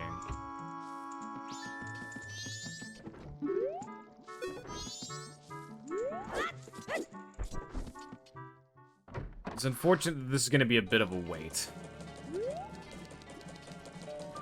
We have to wait until 12, so this is gonna be a 5-hour wait, unfortunately.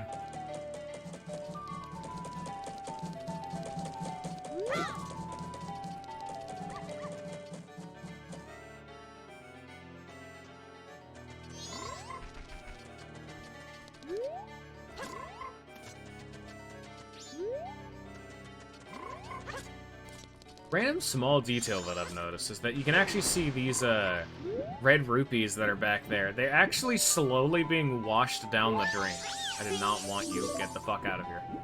Those red rupees that are behind that grate right there, you can't actually get at them. Because what they were on day 1, they were behind this grate over here, and they were like, you couldn't get at them. On day 2, they were in here, and you actually could get at them.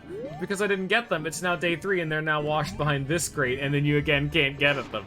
They've literally been slowly pushed down further down the river. That's a nice touch. They didn't need to do that.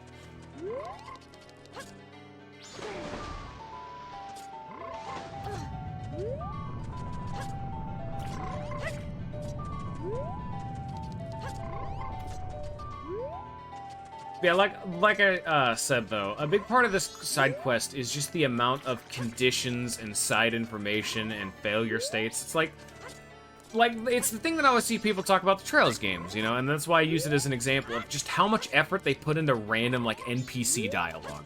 Like, how often you can go to talk to just random NPCs to get, like, a slowly continuing story with them, you know? They put a lot of effort into that, and that I totally respect that. It's not something that I personally go for too often in games, to talk to random NPCs, but I know other people do.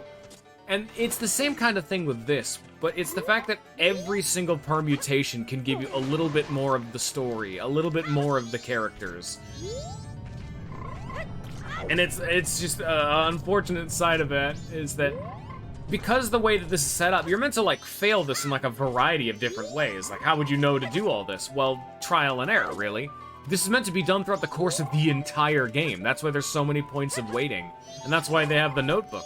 You're not meant to just wait around. You're meant to be doing the other parts of the game while you're doing this. Then you'll come back and just keep drip feeding over the course of an entire playthrough this entire side quest. And then if you don't have some of the prerequisite items, you get to see some of that extra little bit of lore. You get a bit more... we only have 3 or 4 more steps. We're almost done. This is the end part of it when you start getting, like, the big final hustle. We're on the final day, to be fair. And, like, each time you fail, you get a bit more information about the characters, a bit more information about where to go and what to do. This is going to last all 3 days. This is the longest quest in the game. We're not done yet. It's almost 12, though. 12 p.m., we go here. The cafe's hideout. This is actually the room behind the curiosity shop. Specifically, this is where the curiosity shop owner lives. Fun fact.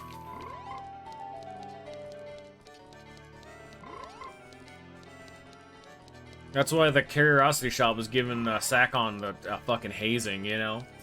Really giving him the rough rub of things.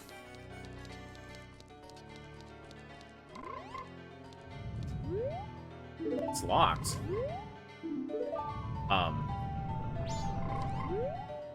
Why is it locked?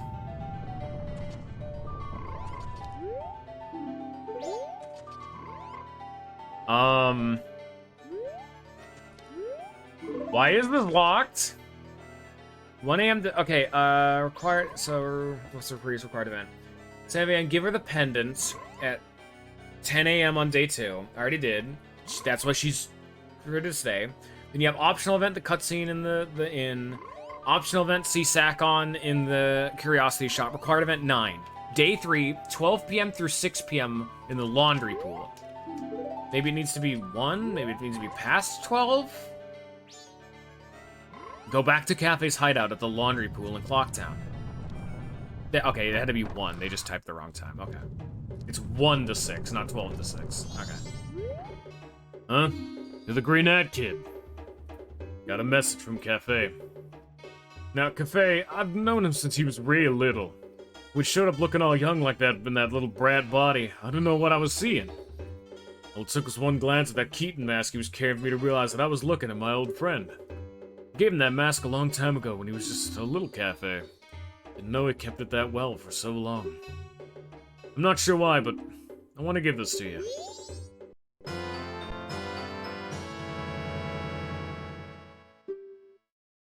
Captain's keepsake doesn't make much sense to you, but you should take it anyway. No, Cafe. He says he wants you to take this to his mother. Express mail to Mama. This is priority mail, so hurry up and deliver it. So this is what I was talking about there being 2 different diverging paths through this quest. This is a side objective. You need to give this to his mother, but you can either hand deliver it to her, which will give you the 6th bottle in the game, or what we're going to do, you give it to the postman and have him deliver it, which we'll see.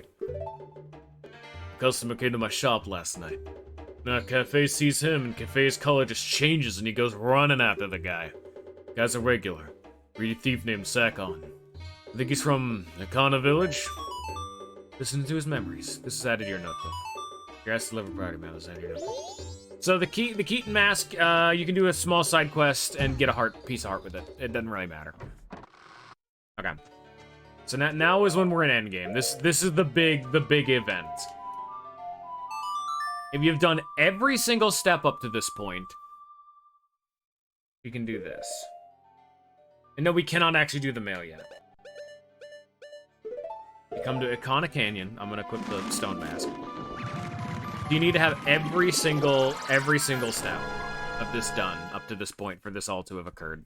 Like, you can have, like, piecemeal bits of it, but at the end of the day, this is a linear quest, but this is the big cutoff point. If you don't have everything set up, this won't work.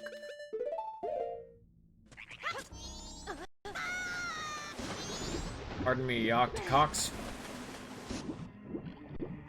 So remember when I said way back when, like a stream ago, that there was this mysterious cave with a hole in the wall, yeah, that you can clip into? Yeah, we're only entering it now.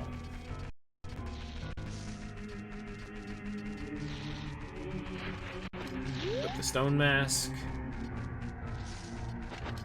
And so because...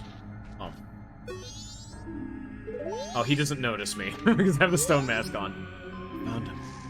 Bad boy. He's using this place as a safe house for keeping his stolen goods. Apparently his name is Sakon. He came to the shop last night, and I followed him. Oh, there's some widescreenery. The storage for the things he stole is on the other side of this rock door. Only Sakon can open it. The only way in is to wait for Sakon to arrive. I'll wait. I've made a promise to Anju. He will show up. So we're gonna put a save state here, just in case I fuck this up. Put the stone mask, just in case. And then we're gonna make it nighttime.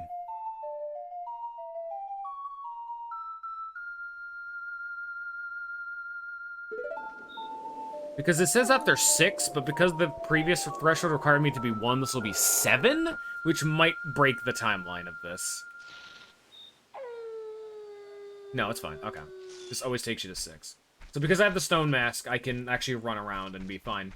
You need to not be spotted by him. That's the main thing. But I have the stone mask, so it's fine.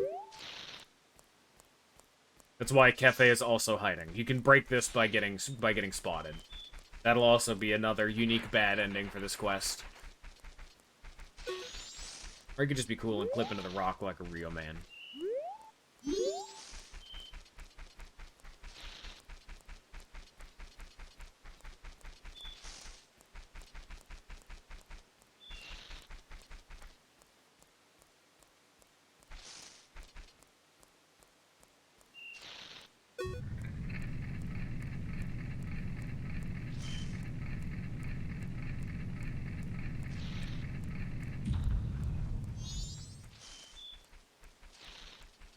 So this is when you start getting some real bad ending shit. So, no matter what you do, Cafe will always... pretty much always come here. The main reason that you do all of the quest is because, even if you don't interact with this quest at all, Cafe will always find his way here, and will always make his way inside. The problem is you did not convince Anju to stay, and you didn't follow him in here. So in the normal timeline, he runs in here and Anju has fled to the ranch. This is Sakon's hideout.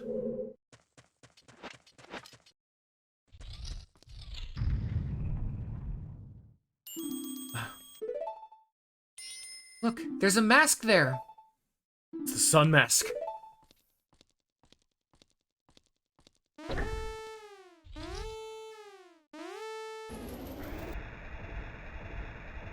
No, I've done it.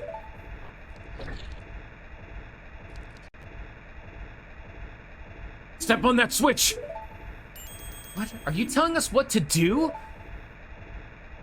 It's some setup where the door stays open only when the switch is pressed.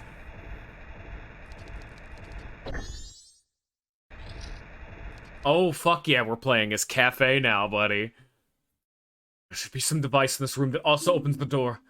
The mask. This is the only time in the game you get to play as someone other than Link. Oh yeah, we're playing as Cafe now. He's trying to pull it out of our reach and make us escape. We've got to hurry.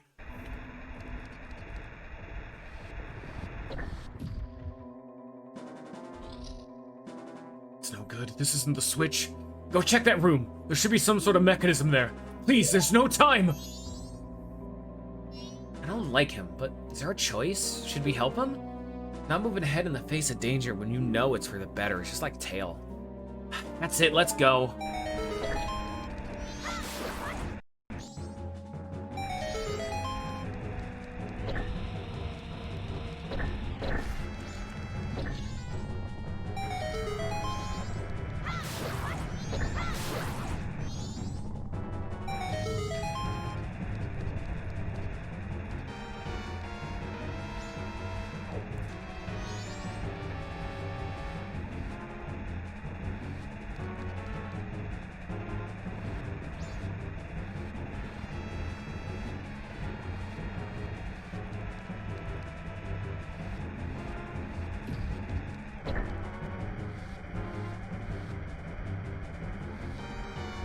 Some of these blocks just do not move. Oh, the yellow switches slow down the conveyor belt, and the red ones speed it up. Here we go.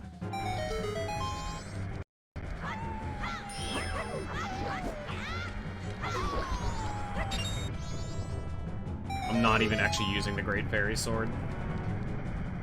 Still using, because the Gilded Sword kills everything. It's fine.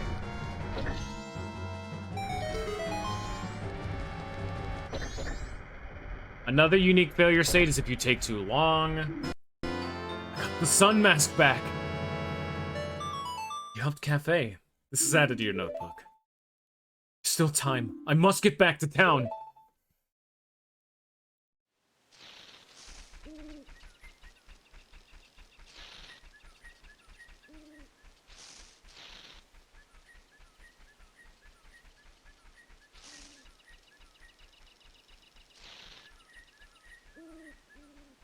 So yeah, if you never act, oh fuck, we're final.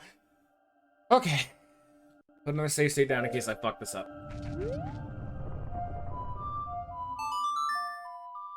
So if you never get involved in this quest, Anju flees to the ranch and Cafe gets stuck in Sakon's hideout forever. Because he walks in, triggers that trap, and is just stuck there until the world ends. Back to Clocktown. So this is the determiner. You need to either give the message to Mama or give it to the postman. We're gonna bring the letter to the post office in West Clocktown.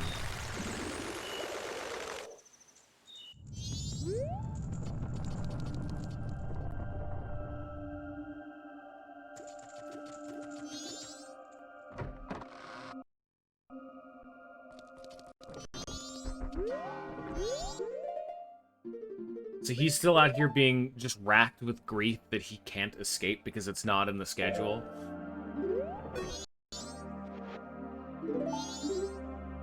I want to flee, but it's not written on the schedule. To me, the delivery schedule, the highest priority. Priority mail seal. This is the highest of priorities. I shall deliver it.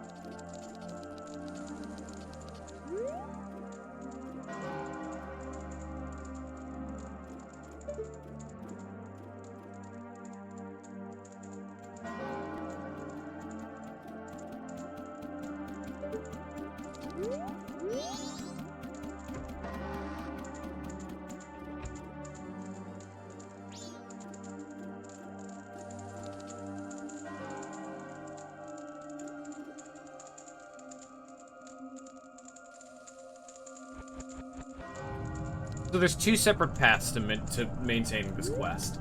One of them is the Anju part of it to get her to stay, and the other one is the Cafe part of it to be able to help him in Sakon's hideout.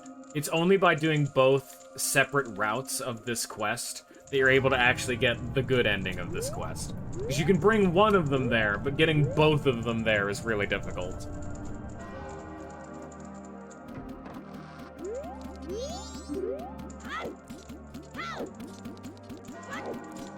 Talk to you? I need to be able to talk to him. I've decided to flee. It is an order from the postmaster. I'm now free. I can set my own schedule. I don't need this anymore, so...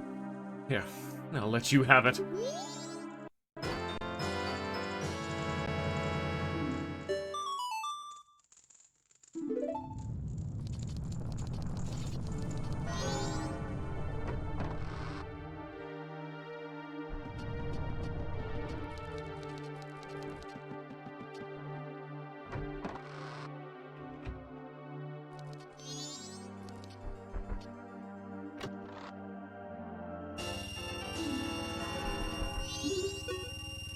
I've decided to wait for him.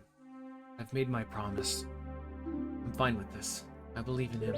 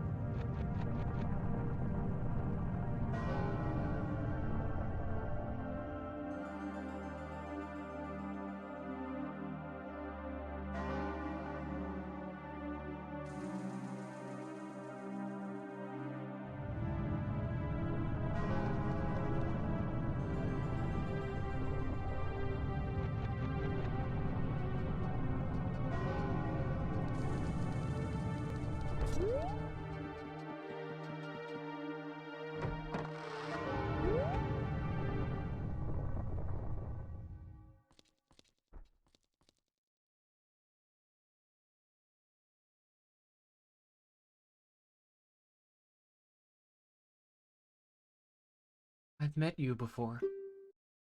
A familiar scent. Long, long ago. We were still young. We made a promise, didn't we? The masks of the sun and the moon. We would exchange them on the day of the Carnival of Time. Anju, I'm sorry I was late. Welcome home.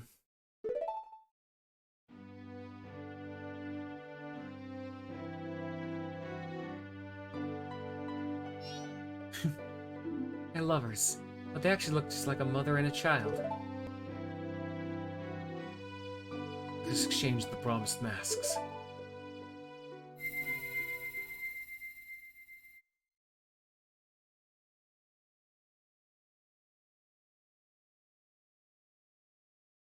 We've exchanged our oaths and have become a couple. You're our witness. Please accept this mask.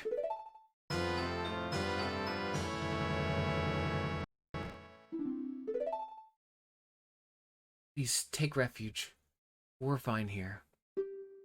We shall greet the morning together.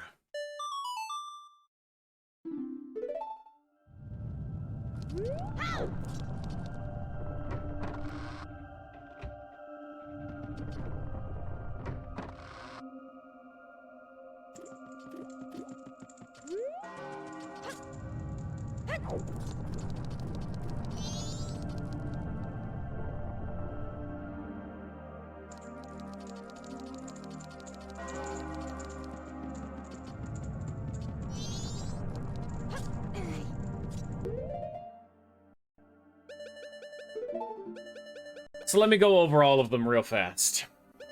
The Postman's Hat, you can get a piece of heart by checking a certain mailbox in town. The All Knight's Mask, we've already shown off. Blast Mask, all these we've shown off. Don Garrow's Mask, you get by collecting all the frog. You can get a piece of heart by collecting all the frogs. The Keaton's Mask, the blades of grass in the that Sakon is hiding near in the playground of Clocktown, as well as the blades of grass in the Milk Road to Romani Ranch. If you break all of them while wearing the mask, an actual Keaton will appear, who will respect your attempts at tricking him by looking like him, but he's able to determine that you are a human. But he asks you a quiz, and if you pass all of them, you get a piece of heart. The Circus Lady's Mask, all it actually does is if you wear it when you're being chased, when you are guarding the milk bottles for Cremia, they won't attack you. The Couple's Mask, after all of that journey, only gets you a single piece of heart. If you take it to the argument between the guards and the carpenters in the mayor's office, it'll calm them all down and make them actually see reason. And you get a piece of heart for it. And that's it. But that's not really the point of it, you know? Because you get multiple... This gives you a piece of heart, this gives you a piece of heart, this does as well. You get effectively a full heart. Like, you get a full heart container from this quest across all of them. But...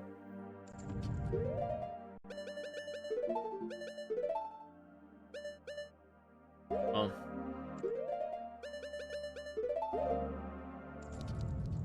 let's go in this, shall we?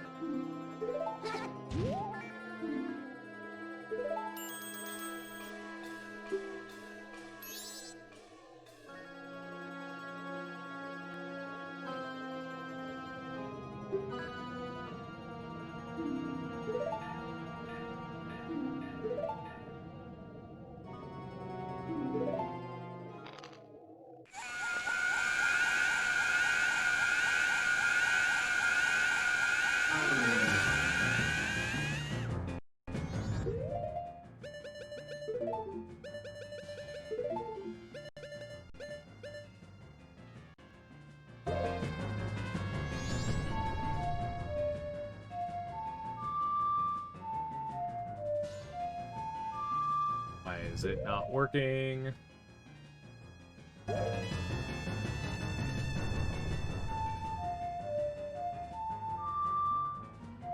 Why is it not working?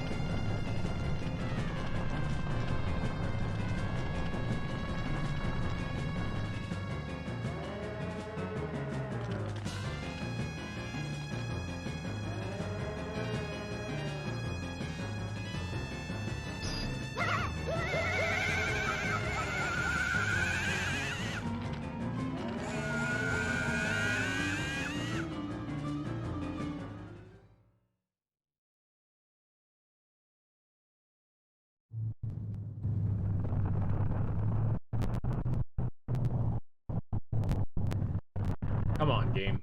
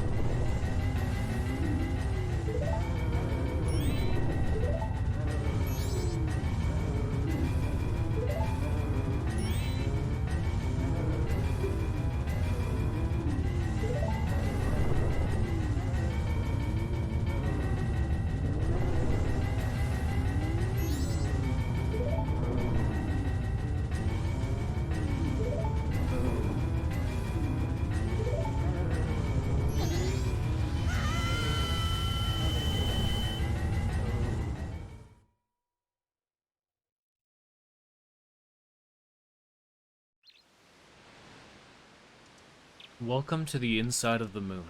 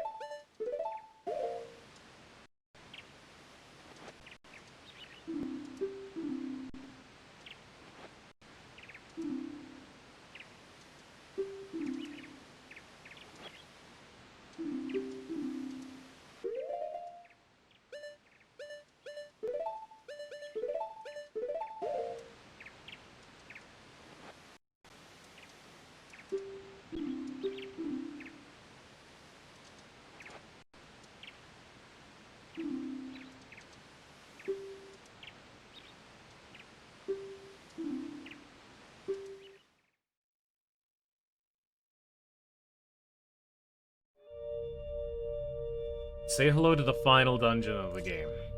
If it could even be called that.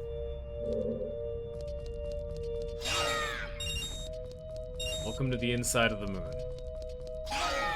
Also, yeah, they unfortunately did rip off Xenoblade Chronicles too. As I hate to say it, but you're completely right.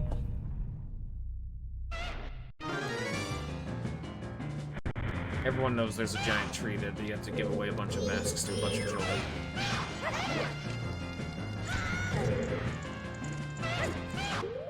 Oh, what? Oh, wow, that just kills them. Okay.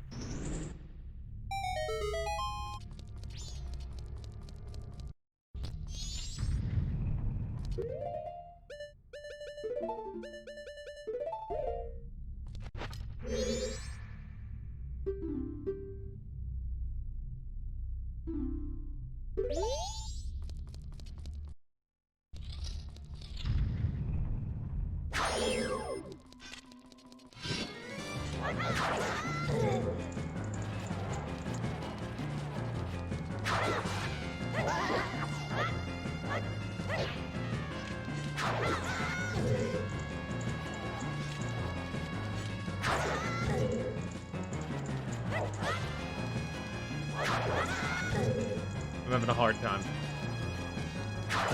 I'm having a hard time.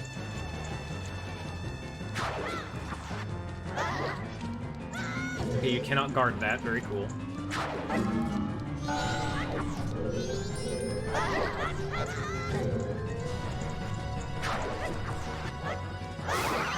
Thank God. Fun fact, him blowing up can hurt you. Yeah, if you didn't notice, this is specifically the twin mold mask that we entered.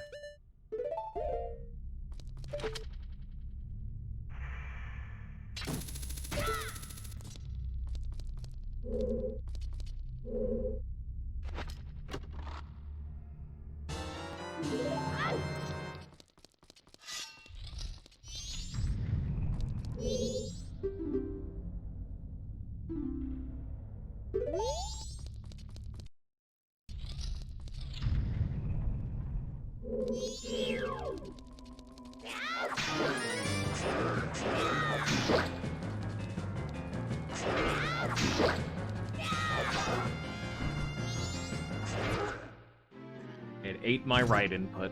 Very cool. You notice how I, like, stopped moving for, like, half a second there for, like, no reason? Yeah, it's because it just stopped registering my input.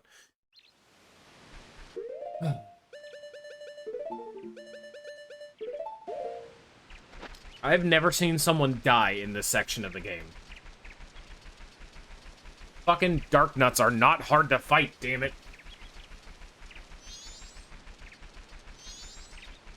Come here, you twin mold bastard. Let me back in.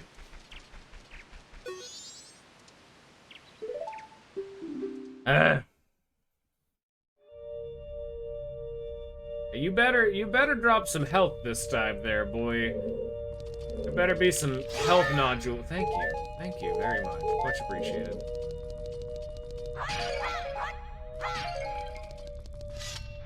Oh, you're gonna fight fucking 30 dudes again, is my favorite. Oh, actually, no, I don't. Nice. That's extremely considerate, I'm gonna be honest. I was not expecting this game to allow me to just not have to fight these things anymore. Huh. Then you're really not meant to die at this. That was the side quest, yes. Would I say it's one of the best side quests in gaming? No. Would I say, well, okay. Would I say it's the best? No. Would I say it's one of the best? Yes. It was a great side quest, but it's one that I just can't show off great, you know? Especially because it's a side quest in a non-RPG.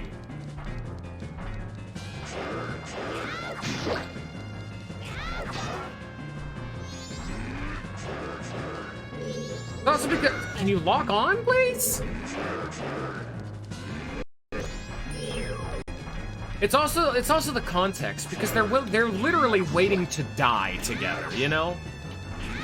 That's an extremely sweet sentiment. I can totally respect it for what they're trying to imply, you know? That as well. The intent behind it I can also resonate with. Oh, fuck, we're doing this? Yeah, this is the one that's up here, right? Oh, yeah, there it is.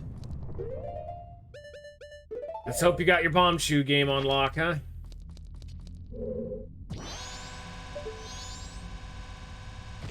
Oh, wow, fucking first try, I cannot believe that. Hey, you know what game did that 100 times better? That's right, Xenoblade Chronicles, the game that this game ripped off, you're right. I'm sorry, everybody. This is this game is actually Xenoblade 1.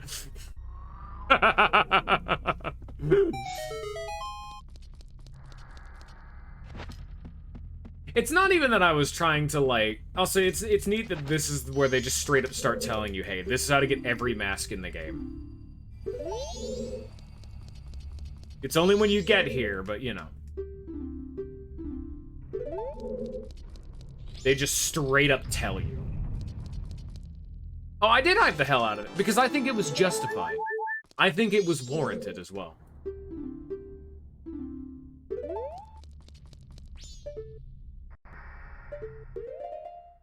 And like I said, I overhyped it, but I also said that the main problem I have with it is the fact that I would not be able to show off everything about it.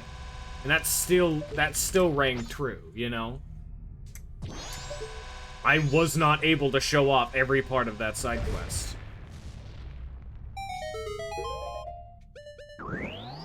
Because even now, going back through it, I'm like, yeah, that's a great sequence. I adore this game. If not even for what it does, then what it represents. This is like the most mature Nintendo game, you know? Especially for, like, Zelda.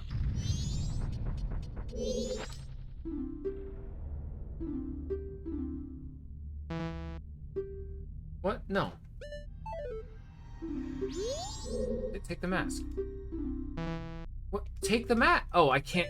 No, it's because I'm wearing it. No, take the mask off. Thank you. So this is why I needed every mask in the game. They're these guys. Twin Mold Dude is greedy and he wants 4 per. Everyone else, so like the Odawa one wants 1 per. Goat wants 2. Yorg wants 3, and Twin Mold wants 4.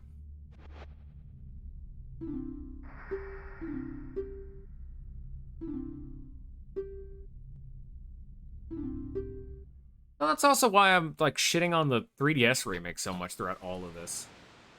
Like I said, this game was mainly for me. I fucking adore this game, and yeah, I'd say it still holds up. It could be better. I will never argue that this game couldn't be better, but like if we're talking about the games that like could use a fresh coat of paint, like this is one that definitely could use like a lot of some serious touch-ups. But the fact that I can play this game, use the good old-fashioned texture pack, and have it still look great and hold up, I think that's impressive. It's dated, yes, but I wouldn't say that it's bad.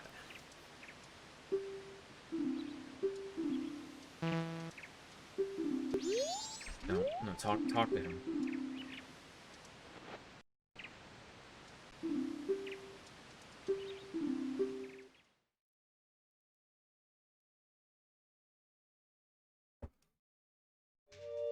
So this is the gimmick of this area. We actually started with Twin Mold, which is the Link area. This is the Deku area.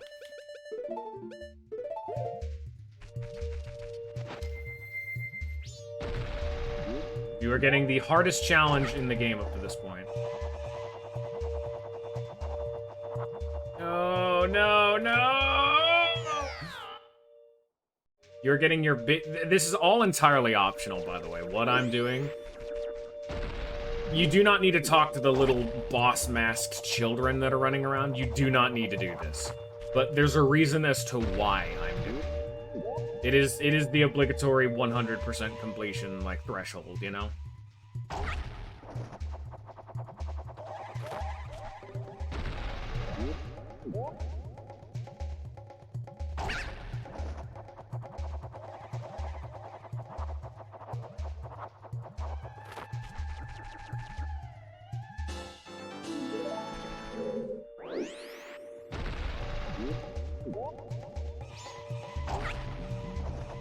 Can I make this gap?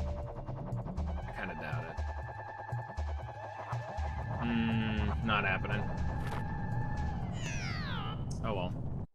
Am I going back? Oh, I'm going back to the beginning. Okay.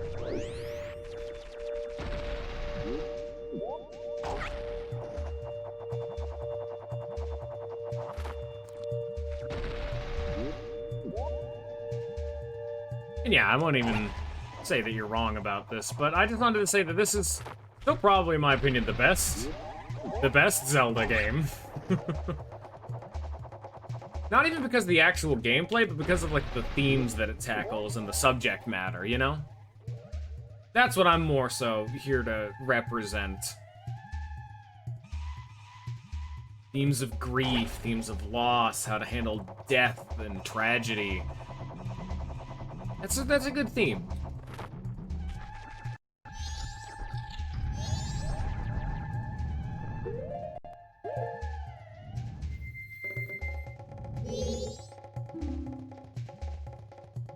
Yeah.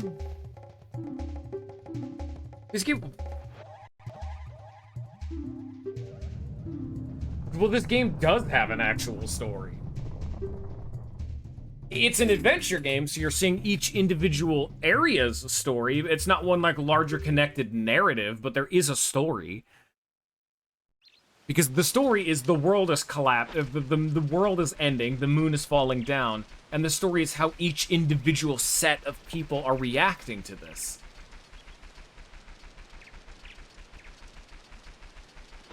The difference is, like, whether you consider that, like, a narrative, you know?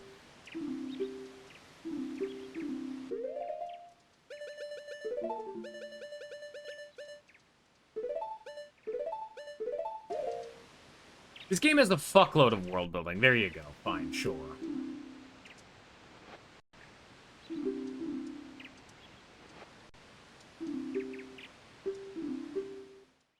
It has a very strong theme. It has a shitload of world building. The actual narrative is just save the world, you know? I'm not too upset about that. Maybe we had a bit of a communication breakdown on that front, but... Anyway, do you want me to hear me shit on the fucking 3DS remake one final time? This is the only area in the game where you are, like, demanded to have to learn how to Zora swim in the 3DS remake. Because it's a fucking maze. Which way am I going? I don't know. Left, right, left, I guess. Left, okay, I'm going this way, I guess. Left, right is, I cannot fucking believe that was the right way through. I got it on the first try. It's just that easy, everybody. Take notes.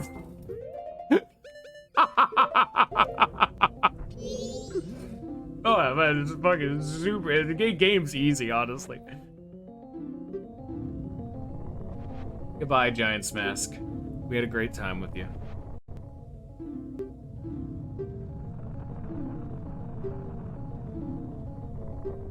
And if you've been listening to these dudes' dialogue, that also is continuing on with the theme. Like, what does it mean to be a good person? What does it mean to do the right thing? Who are you really behind the mask, you know? The mask of you as a person. Stuff like that.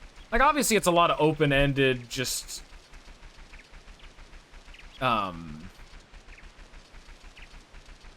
Get out of here, lol. No, let it see what the fuck they're going on about. They're also going on about this kind of shit, too.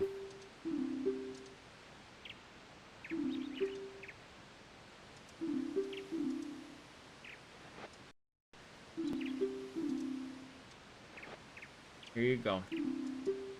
You're a nice person, aren't you? Well, these themes don't matter. Well, no, they do kind of matter, but you'll see. Like I said, the theme of this game is the theme of death and grief. That is the core theme of this game. Through and through. It's about how you handle death and how you handle grief. But...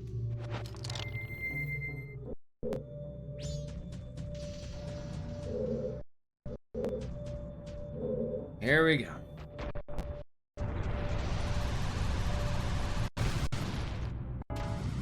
Oh. Good start.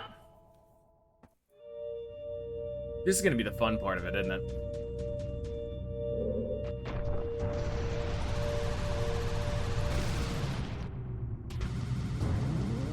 Oh. You know, in most games, when they change your angle like that, by just holding forward, you will maintain your intent. You know, it'll maintain the cardinal direction you're holding without actually responding to the camera. No, when you hit this, you have to just angle yourself. Oh, this is fucked. Great. So unlike every other game that has sections like this, like, I can't just hold up. I have to actually move my control stick to orient the Goron. I can't just hold forward, ricochet off of this, and then keep holding forward. I must somehow guess at like mid-camera angle change which way the new forward will be, because it's left.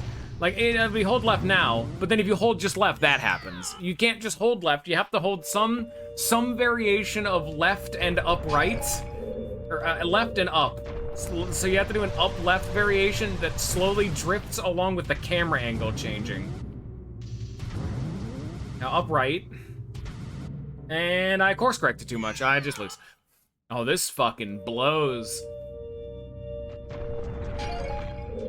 You know, there's gonna be a weird point of criticism, but I've played too many Sonic games. I have played this kind of a sequence too many times. Better. And now that I have tasted the sweetest of ambrosias as it comes to fucking fine motor controls, this is booty cheeks.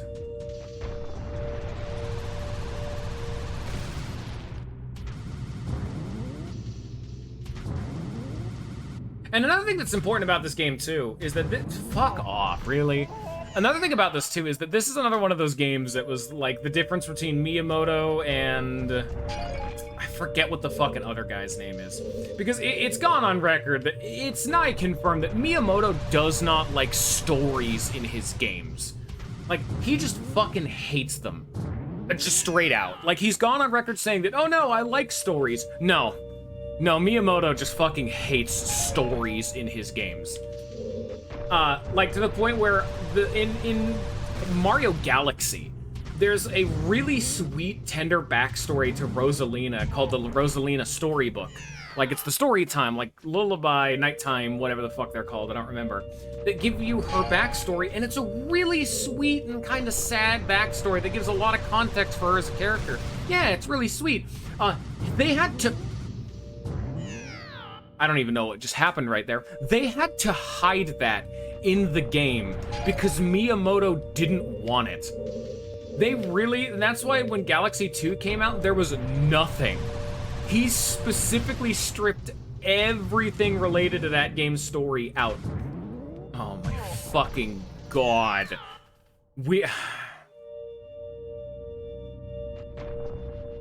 And like, this is a good example of it. That's why a lot of the time the Zelda games, kind of have to fight for their story, you know? This game was made by that other guy. The dude who snuck in the Zelda, the Rosalina story. This game has a story and world building and characters and themes. You may not like it as much, yeah, because there's not like an overarching like narrative. Yeah, sure, fine. I can get behind that. But this game has a lot of themes. There's a lot of emotions behind this, and it's so good. God, I love it. It's so good. I love theming in my video games. And it's especially critical too, the main crux of it and why I fucking hate his style of doing things is, no. What? Have you been looking at the screen, Scion? What do you mean by they're superficial? Please defend this take.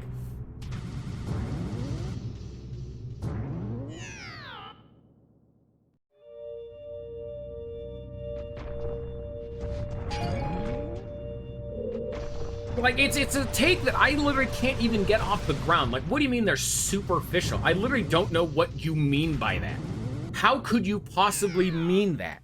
They aren't very much explored. The whole fucking game is exploring them. What are you talking about? Literally every single NPC in this fucking game has something to do with the theme. All of them. Except for maybe, like, the bombers. Oh, man, they're the tutorial NPCs. Everyone has to do with this theme.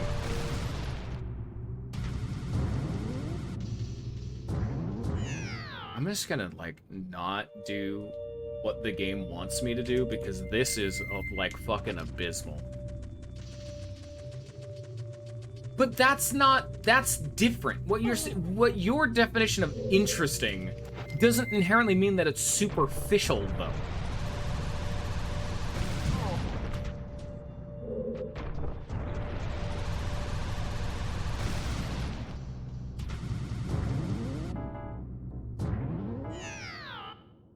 That is a take I can at least accept, because that's a personal opinion. It being superficial isn't.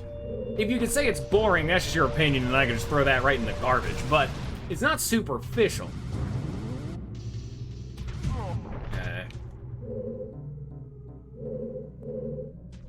I don't even know if I'll have enough space, because it's a dirt fucking pathway. Nope. You have to, wow, you have to do this all in one fucking sequence.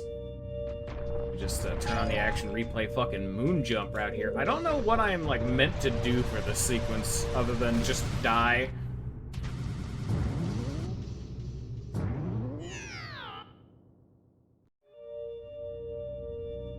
But finishing my original point that I was going off onto about, the main reason why I'm giving Miyamoto shit for all this is because it's another game that I absolutely fucking adore. Like, it is probably, like, top 5 of my favorite games of all time, as I've talked about before. Paper Mario: The Thousand Year Door. That game had so much fucking charm and character to it. It's got a great world and just an expansive cast of really charming and fun characters. They developed Bowser and Peach as characters and made them people rather than, like, nebulous plot points that exist only to be, like, a villain or a damsel to save kind of thing. And then in Super Paper Mario, what a lot of people would consider to be the best narrative that Nintendo has ever put out for a Nintendo game.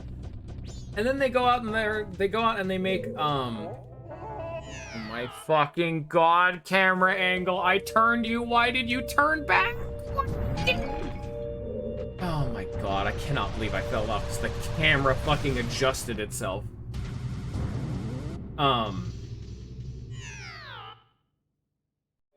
And then they take what is so good. You'd probably also hate them now that I think about it. Like, despite the fact that Super Paper Mario is the one game that can probably, like, rival this game for theming, and you'd probably say that that game also has a bad story, as you're a mean man who cannot appreciate good things.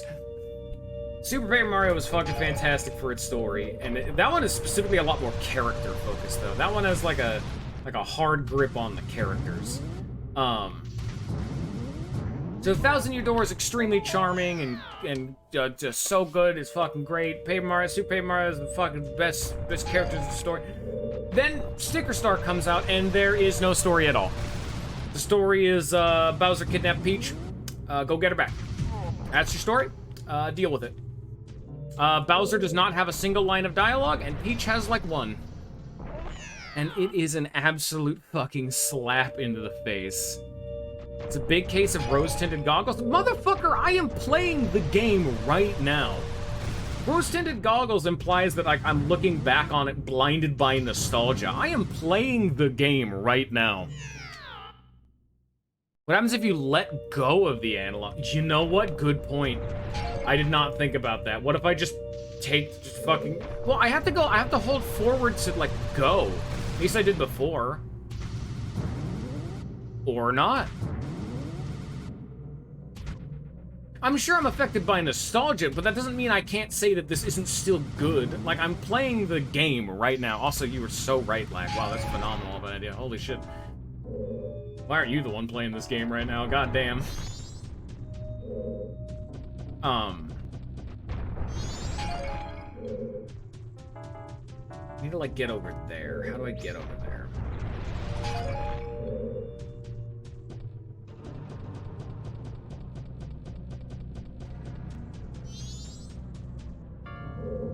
Maybe over here, actually.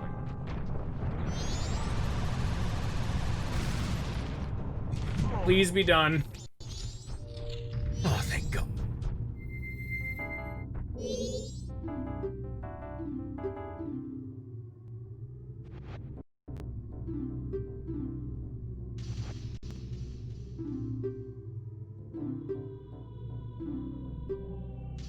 What makes you happy? Like right there. What makes you happy? Does it make others happy too? There we go. That's all of them.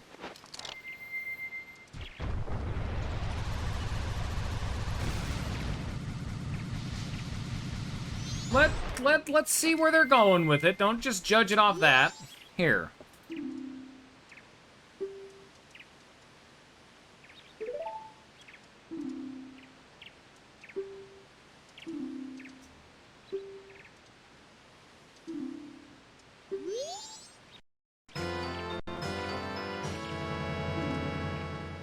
You only get this if you have given away every single mask in the game. This is your 100% complete, for lack of a better term, reward.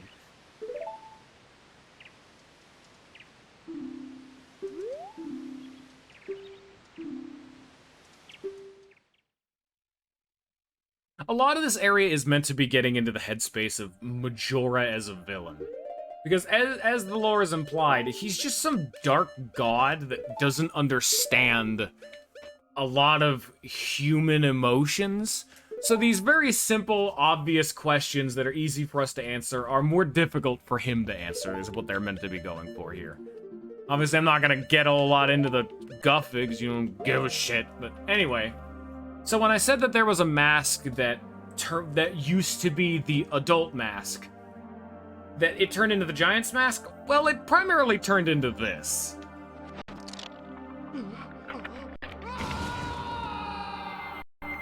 Because we're just adult Link. Aw.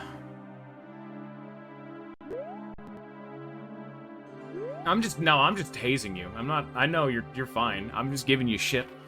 You gave me shit, I'm giving you shit back. So this is the fierce deity, Link. As the description said, it's it's like a lost deity that said, is the power contained in this mask as bad as Majora, something like that.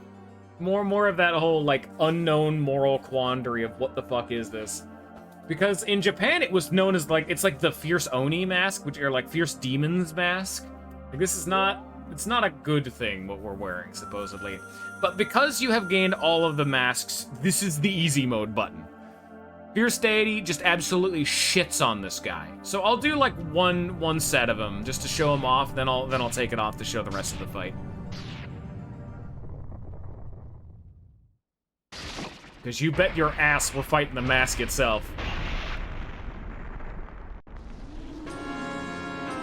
Oh yeah, buddy. Here we go. So why this is easy mode, I can just do this. And it's over. This is the end of the game. This is the final boss, yes. There was one more stream. I went way too fucking fast. I was not expecting it to be this fast. At all. Like, I am astounded I am here, that's why. Ignore these. Lock onto the big man. There.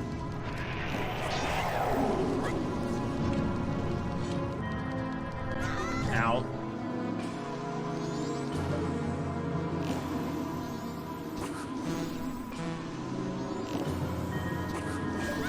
Fuck. Hey, I'm guarding. You can't cross up my shield by going through me, asshole. Hey.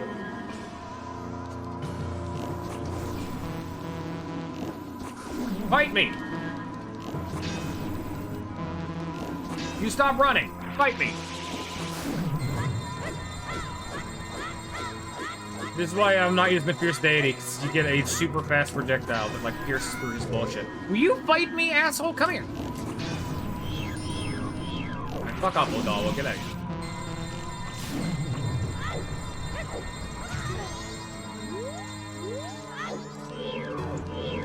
You fucker stop shooting me with laser beams.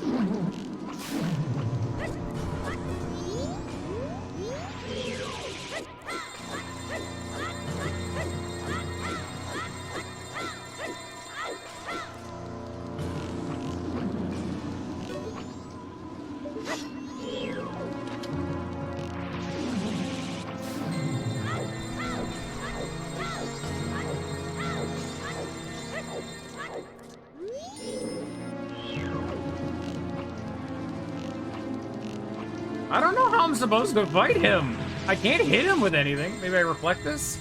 Oh, you reflected at him.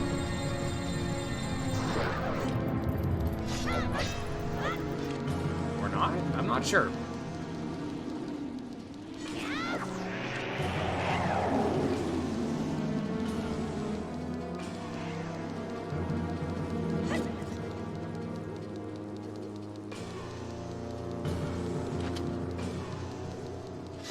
Might need this because I'm out of arrows. You can't move while doing that.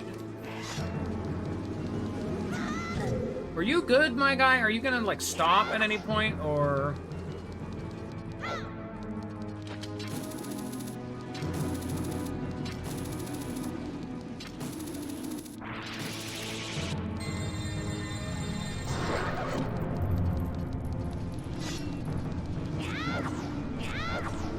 You fucker, come back here! I think you are meant to hit him with arrows, but I just, like, can't. Oh, I can't have this sword equipped. No, let me draw my sword! Fuck. You need the mirror shield, otherwise your stupid fairy sword reflects it the wrong way. Alright, I'm done with this phase. We know how to beat him. Fuck it. Get to the next phase. Be in the next phase, damn it. Fuck you. I'm done with your ass. You dodge him when he spins, you reflect the fire back at him, fuck him. This phase sucks, I'm going on to the next one. The Fierce Deity button.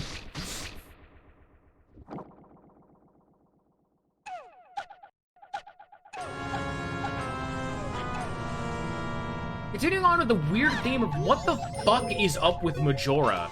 Because he's meant to be like a chaos god of darkness. What the fuck is going on right now?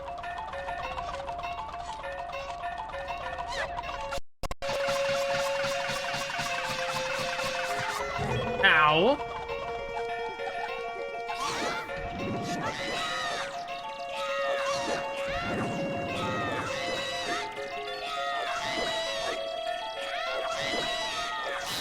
Okay, great fairy sword jump attack solved that one.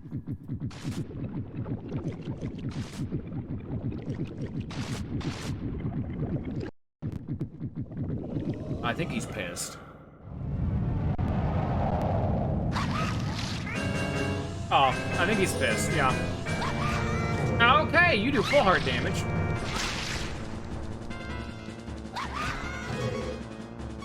I'd really like to not die, I'm gonna be honest.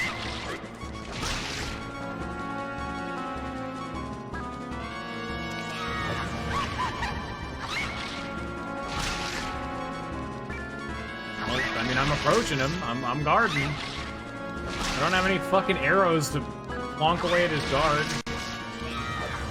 How do I hit you?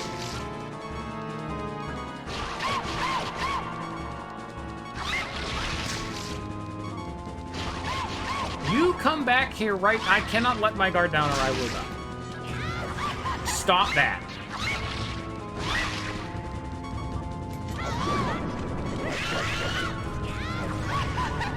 Okay, you cannot jump attack him. He always jumps away when you try to jump attack him. Okay, you can kick me. The kicks get through the guard. Okay. Oh, there it is. Well. You know, if I had double defense and full health, that probably would have gone a bit better. Anyway, I'm gonna go win that fight now. Alright, well, I've had my fill. Time to click the win the fight button. Hey, what's up, sexy?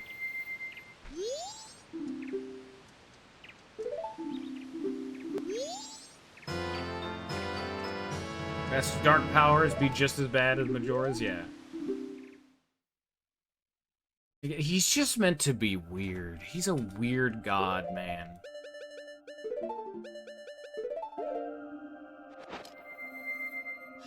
Speaking of weird, if you notice the children that were running around, you can never actually see their faces, but if you actually look at the shape of their hair, they look like the mask salesman, of all things. They're him. You know, the dude that we met in the base of the clock tower who's down there, who never leaves the clock tower? The dude who taught us the Song of Healing? That guy. The one who started us on this journey to begin with. You get to die now. I'm not at full HP, so I can't actually, like, laser beam him.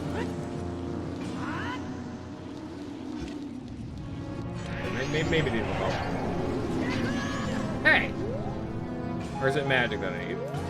No, it's full health. It's the class, it's the original Zelda shit. Come down here and fight me.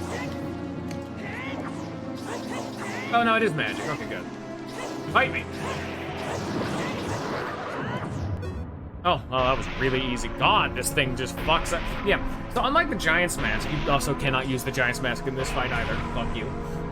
You can use the Fierce Deity's Mask only in boss fights, but you can do it in any boss fight. You fighting fucking Odalwa? Go fucking Fierce Deity up.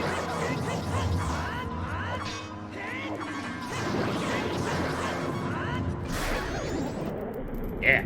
You fighting Goat? Fierce Deity? You're not great at fighting Goat or Georg with Fierce Deity, but you can. But Twin Mold and Odalwa just get absolutely fucking bodied by this thing. Very, very strange. I love how fucking odd of a final boss he is, too. The incarnation of evil, and it just does the oddest shit. Well, the masks are still alive.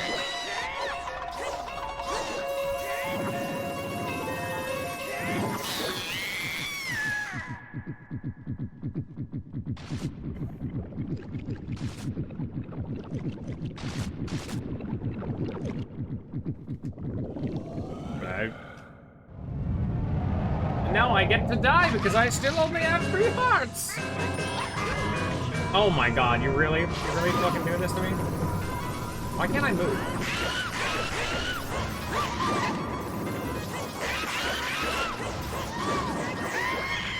Fuck you.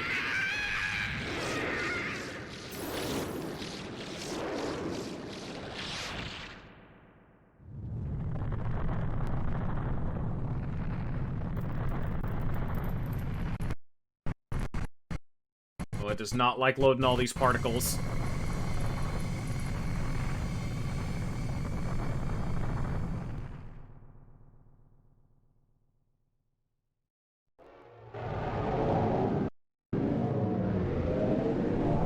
Yeah, I was not expecting to do this in one stream. I thought the rest of the dungeon was gonna take like 2 hours.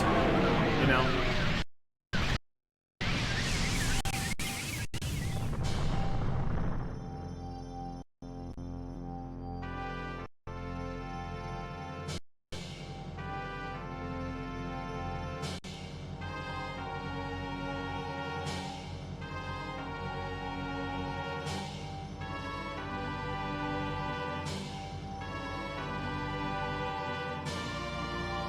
No. We shall spin the wheel after Lisa. Lisa is coming next. I have made an executive... Dawn of a new day! Yeah!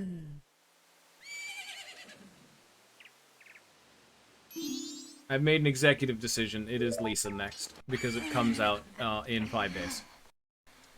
On the 18th. And then whether it comes out in the morning or not will determine whether or not I can even stream it on the 18th, but then afterwards. So we're gonna get a bit of Runa finally.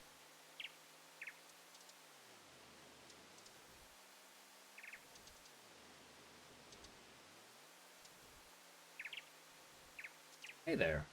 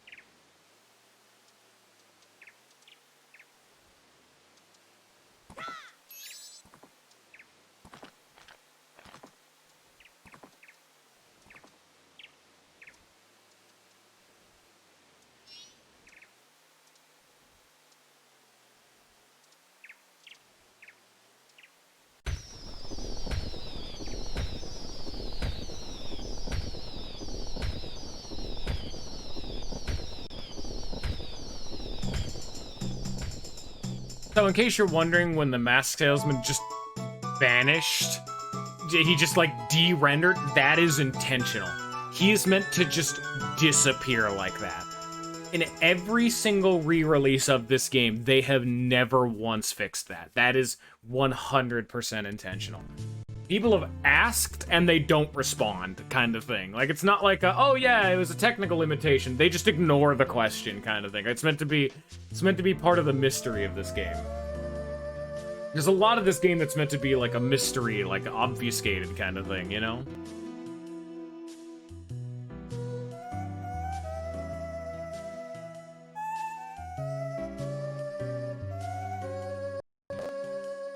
Also, when the Skull Kid said that you smell like the fairy kid who taught me that song back in the woods, you actually do meet him in Ocarina of Time. You teach him Saria's song, and you make him happy.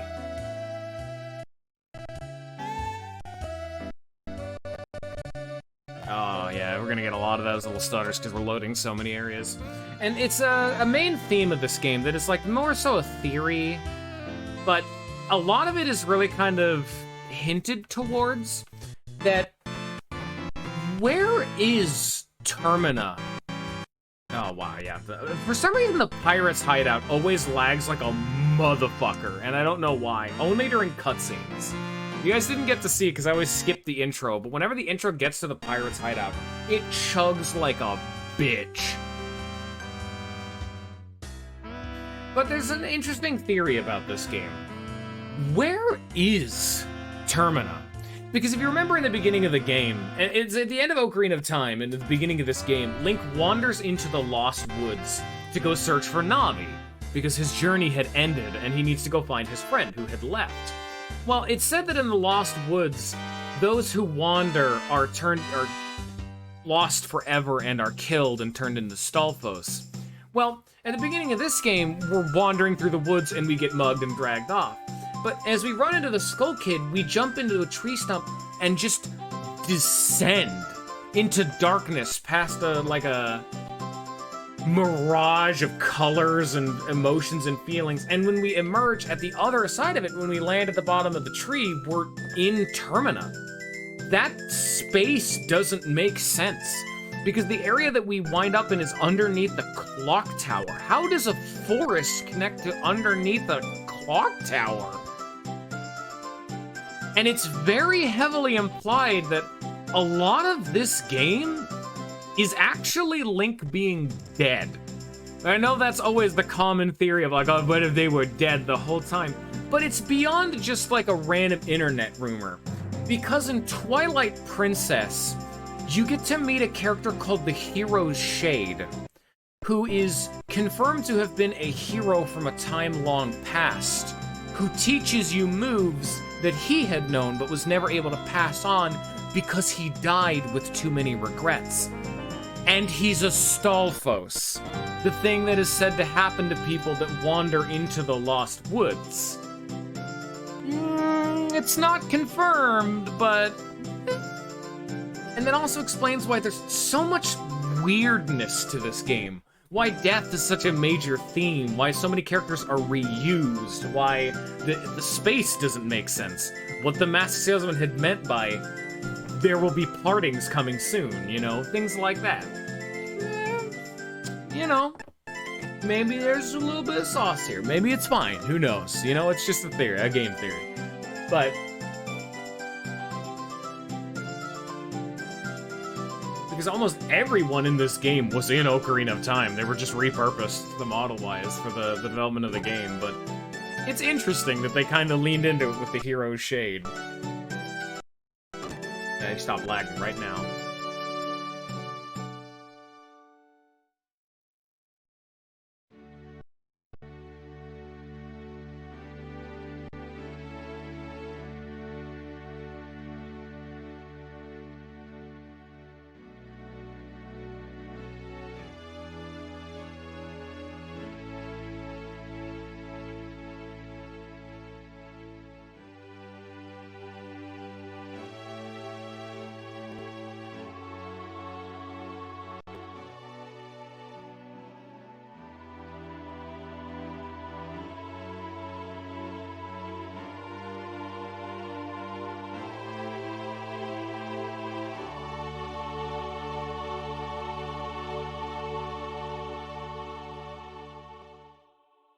Very cute that they don't let you actually see what Adult Cafe... Oh, look!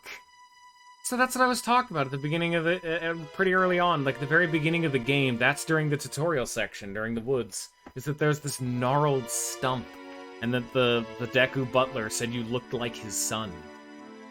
Well, there he is.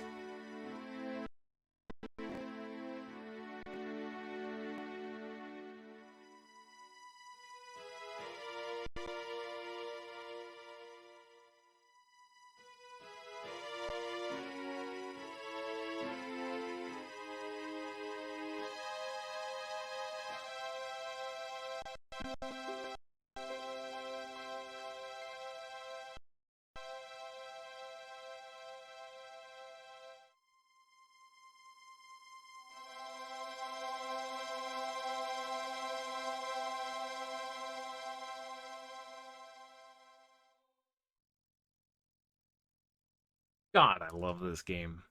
Does he ever reunite with Navi? He does not. And that's Saria's song. Aww. That's sweet. The end. God, I love this game so fucking much. And I mean, hey, even if I am blinded by nostalgia, you have to remember that I'm definitely not the only one of that. There definitely is something to this game for a lot of people. You have to remember the main reason why we're having so many technical issues is because someone went through and they made their own fan-made HD project. Hundreds of hours of work to meticulously upscale this game, to bring it up to a modern definition standard, to be able to preserve this game in that way.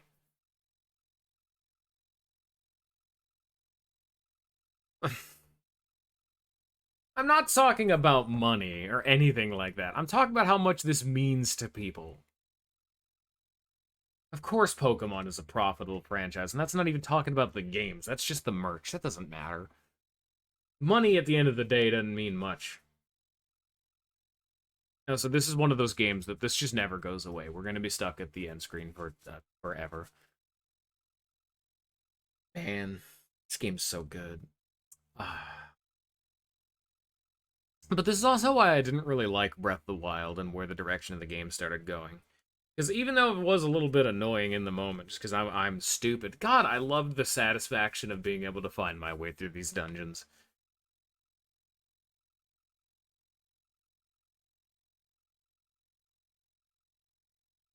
Yeah, no, like that's what I was actually having it do.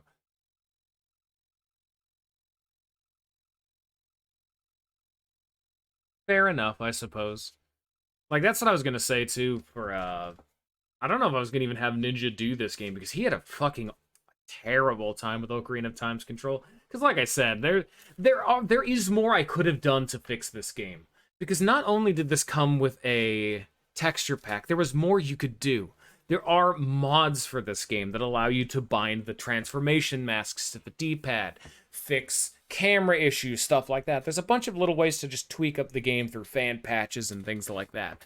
But like this isn't a game that can exist exclusively with a new coat of paint because I mean you're not wrong. It is aged about as well as milk in certain regards. Like woof, the controls. Oh boy.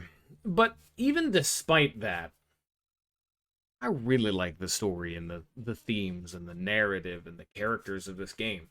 And that's why I said I don't think I could have done this game justice, is because you're meant to spend a lot more time talking to these people, you know what I mean? I kind of just blasted through it because I've already seen a lot of it, you know? But I also don't think this is the kind of game that Ninja would like at all, because it's so non-linear. He hated Ocarina of Time's non-linear, like, obfuscated linearity, albeit that was via randomizer. Like I said, this game didn't have an overarching narrative. It had a story, but the story was the world is ending, go stop it. That's fine. That's the set piece, you know, that's the world we live in. The story then becomes what each individual group of people. Yeah, no, this game's okay. I will come out and say this game doesn't have a good story because it's bad man is threatening world, go stop them. I'll never argue against that. It's the world building. They're not doing for an interesting story because it's just go stop them. That's what I was more so meaning by story, is the world building, the characters, the lore. There's so much. This is an extremely fleshed out and complicated world with a lot of emotions and interconnected relationships and a bunch of things like that, you know? And it's the fact that this came out, and I'll play into the nostalgia aspect. The fact that this came out on the N64. This was the second Zelda game in 3D. They had to make this game in a year.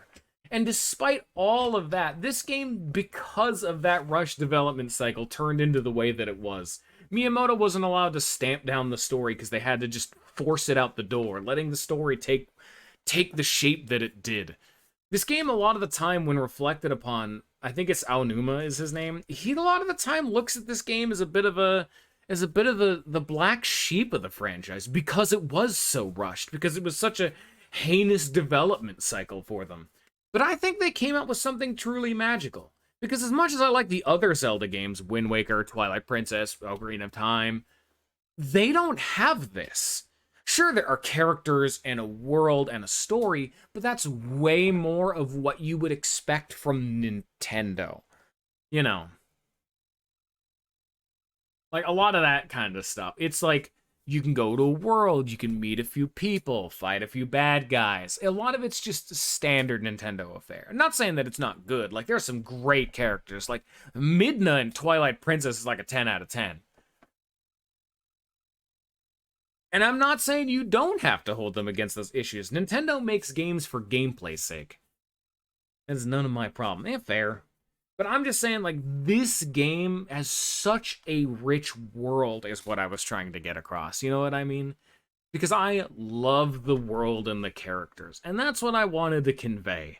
And that's why I felt like I wouldn't do a good job of it, because a lot of that kind of comes just from that personal experience. Like, you can only watch Majora's Mask so well to get attached to this world. But I tried, you know? This is one of those games that does do better when played, but I also understand that the control and playing aspect has aged pretty badly. Like, this is the kind of game that would need a lot of, like, tweaks to be able to really finely polish to alleviate a lot of these concerns. Like, hey, you guys saw how much difficulty I had with aiming. The 3DS does actually fix that.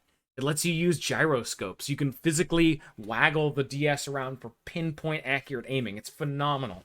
It works buttery smooth, like a damn dream. And yeah, I know that's fine. That's why I think streaming through games is fine. That's why I think that it's okay to watch it. If you're never going to play a game, I still think that certain games, even if not played, should still be experienced, you know? That's part of the reason why I did this. Because I knew this would be the kind of game you'd never want to do. That's why I put it on the list. Something wildly different, just to see what the other side of the river has to hold, you know? That kind of stuff. And that's also why I have usually the mystery box option. Something just wild, just so I can show off something that I haven't shown off before. Because I have something planned for the mystery box even still. And, like, I don't want to give them out, but usually the mystery box is something that is completely unrelated to everything else on the list. Methinks, hey, well, that's why we're going on to some simpler stuff. Like, well, that's what Ruina is, really. I mean, okay, that's a deck card builder, but that's still RPG-isms. You know what I mean? Plus, I also had you do Tales of Symphonia, and then we did a bunch of Trails games. You got to see your stuff, and you know, fucking Fire Emblem is on the wheel. So we'll be getting back to our modus operandi here soon. I just like showing off new things. Don't you be getting negative.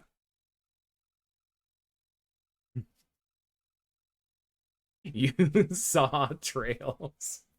I suffered through Trails. Tales of Symphonia was good, you bastard. You liked that game. Get the fuck out of here. Also, what games did I stream? Here, let me pull up the list. I don't play video games. Dude, Yakuza 0. Fuck me, dude. That game's main plot. Okay, that's another game that is a fucking wild departure. Hey, Scion, you know why I complained about Zin and Walter? Part of that is because Yakuza is so fucking good of that type of character. Imagine Zin, but he's the main character, and it's the whole game, and it's like a 10 out of 10. Yeah, so good. I'm glad you knew that. I guess I also did do Kingdom Hearts. That one was just a fucking journey. Let me actually see what's on the wheel right now. Well, what do we have coming up?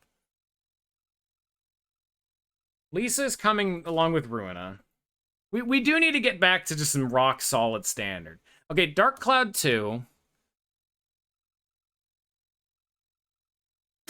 I literally don't remember what you told me to play, Scion, because the wheel is, and I quote, okay, it's Fire Emblem Radiant Dawn Force, Dark Cloud 2 Weevil, fuck you, Scion, you are a fucker man who shall never score, Psy off.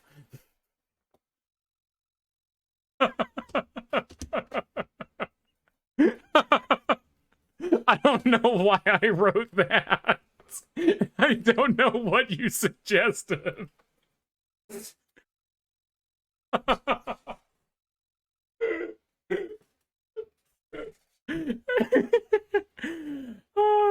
Oh, I think it was it the fucking was it the Star Rail? I think it might have been Honkai Star Rail. I think it might no, I think you did that after. Yeah.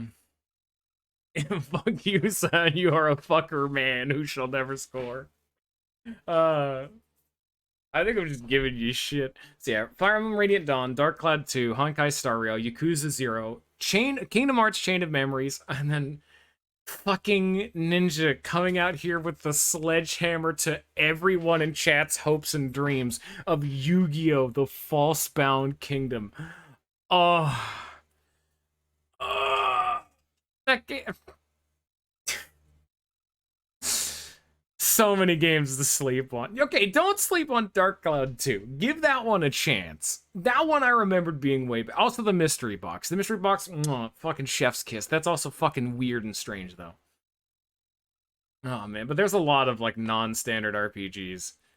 If we do the one-off from Honkai Star Rail, feel free to just immediately put yourself back on the list, because we just need some good RPG shit. Like, we only really have Radiant Dawn. God, I really want Radiant Dawn to win next. I want just return to form, you know. Oh, I did Majora's Mask as a break, but fucking you should. You've had a decent track record sometimes. So, like I said, all of the Fire Emblem games I've liked. Were you the one who didn't know? It was definitely Forrest who did Metal Gear Rising. Yeah, Trails of the Sky 1 was good. Trails of Cold Steel and Sky 2 were mid, mainly because I got tired of them. AI was but did you ever suggest anything else? I don't remember. It was me, bitch. Did you bought me Metal Gear Rising? I liked Metal Gear Rising. I was a little too upset in the moment because there's a lot of issues from a first time playthrough, but Metal Gear Rising was good. Don't listen to past me. I'm sorry for the pain that had caused. I think that's really about it, other than the Fire Emblem games. We won't spoil it then. But yeah. I believe like what other you said you wanted, like you will only give me the good RPGs, your precious RPGs. What was the phrasing? You will only ever get my beloved RPGs. What's the next one? What's going? Come on. I need another one. Give me more deets. I want to shit on Guy Star Rail. I hate gotcha games. You know, suggest I fucking just fucking put this out of here. We don't need to keep looking at that. We're done. Look, close the fucking game. Great, lag still sent me piss. Yeah, that's the. Well, let's start early on then. Let's fair enough. Like if you had hated Tales of Symphonia, I don't think I could have recovered as a person. I'm gonna be honest. Why did my monitor just turn off? Oh, there it goes. Oh, I was changing resolution. All right, fair enough. You could do Xenoblade 1, or you could do fucking wild shit and recommend Xenogear. I was unironically thinking of putting that as one of the mystery box options, as just like Xenogear as just a random fuck off. Like, hey, let's see what chaos this causes. Because I don't know anything about those games, other than they're the. Oh, I'm really feeling it. But I like Shulk, though.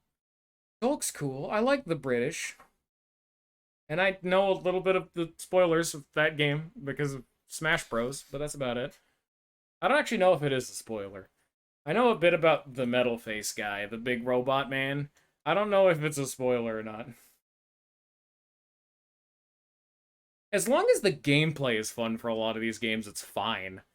Like, you know, I'd be interested to see because those games seem to like a lot of people praise them for their gameplay.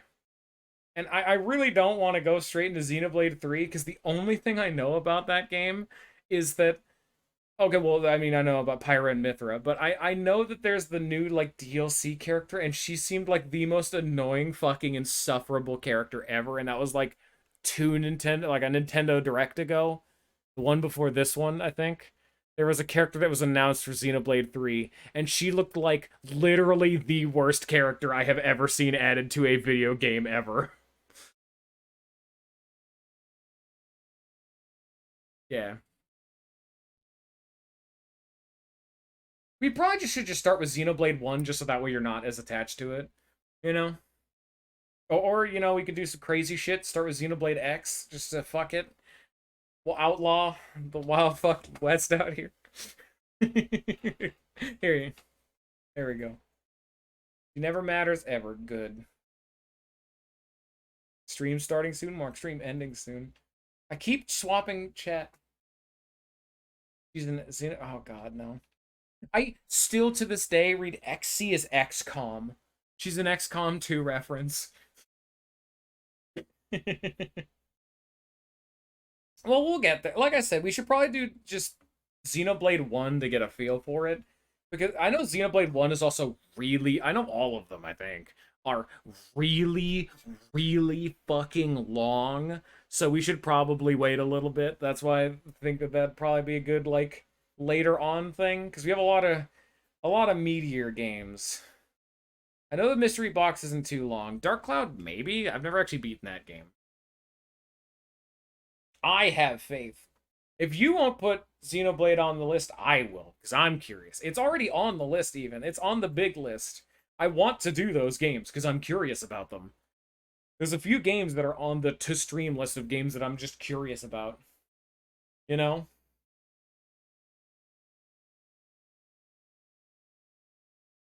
I'm absolutely excited for that because that'll be like a Golden Sun experience and I can just shit on it. But see, that's good. That's good content. You see, I like being negative if it's in an aggressive context and making fun of other people because I'm a morally bad person. You guys should know this by now. I'm going to hell. All right. I do get. Whoa.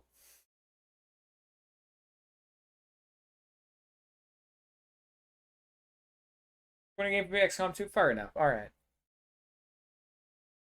Yeah. Now, I'm just, like I said, I just don't want to start with XCOM 3 because of, like you said, I'd want to get a gauge for the gameplay first. You know? I'd want to see if it's the sauce. Like, if I didn't want to go straight into Tales of Symphonia for someone, I'd recommend, like, God, almost like Tales of Fantasia. Probably Tales of Xillia would probably be what I'd recommend, but that is free roaming, and that'd be a bad example. Either I need to go to the bathroom, so we need to be done now, but that'll work. Like this is all after Honkai Star Rail anyway, so this is still a ways down the line. But all right, thank you all for coming. Thank you for George's moments.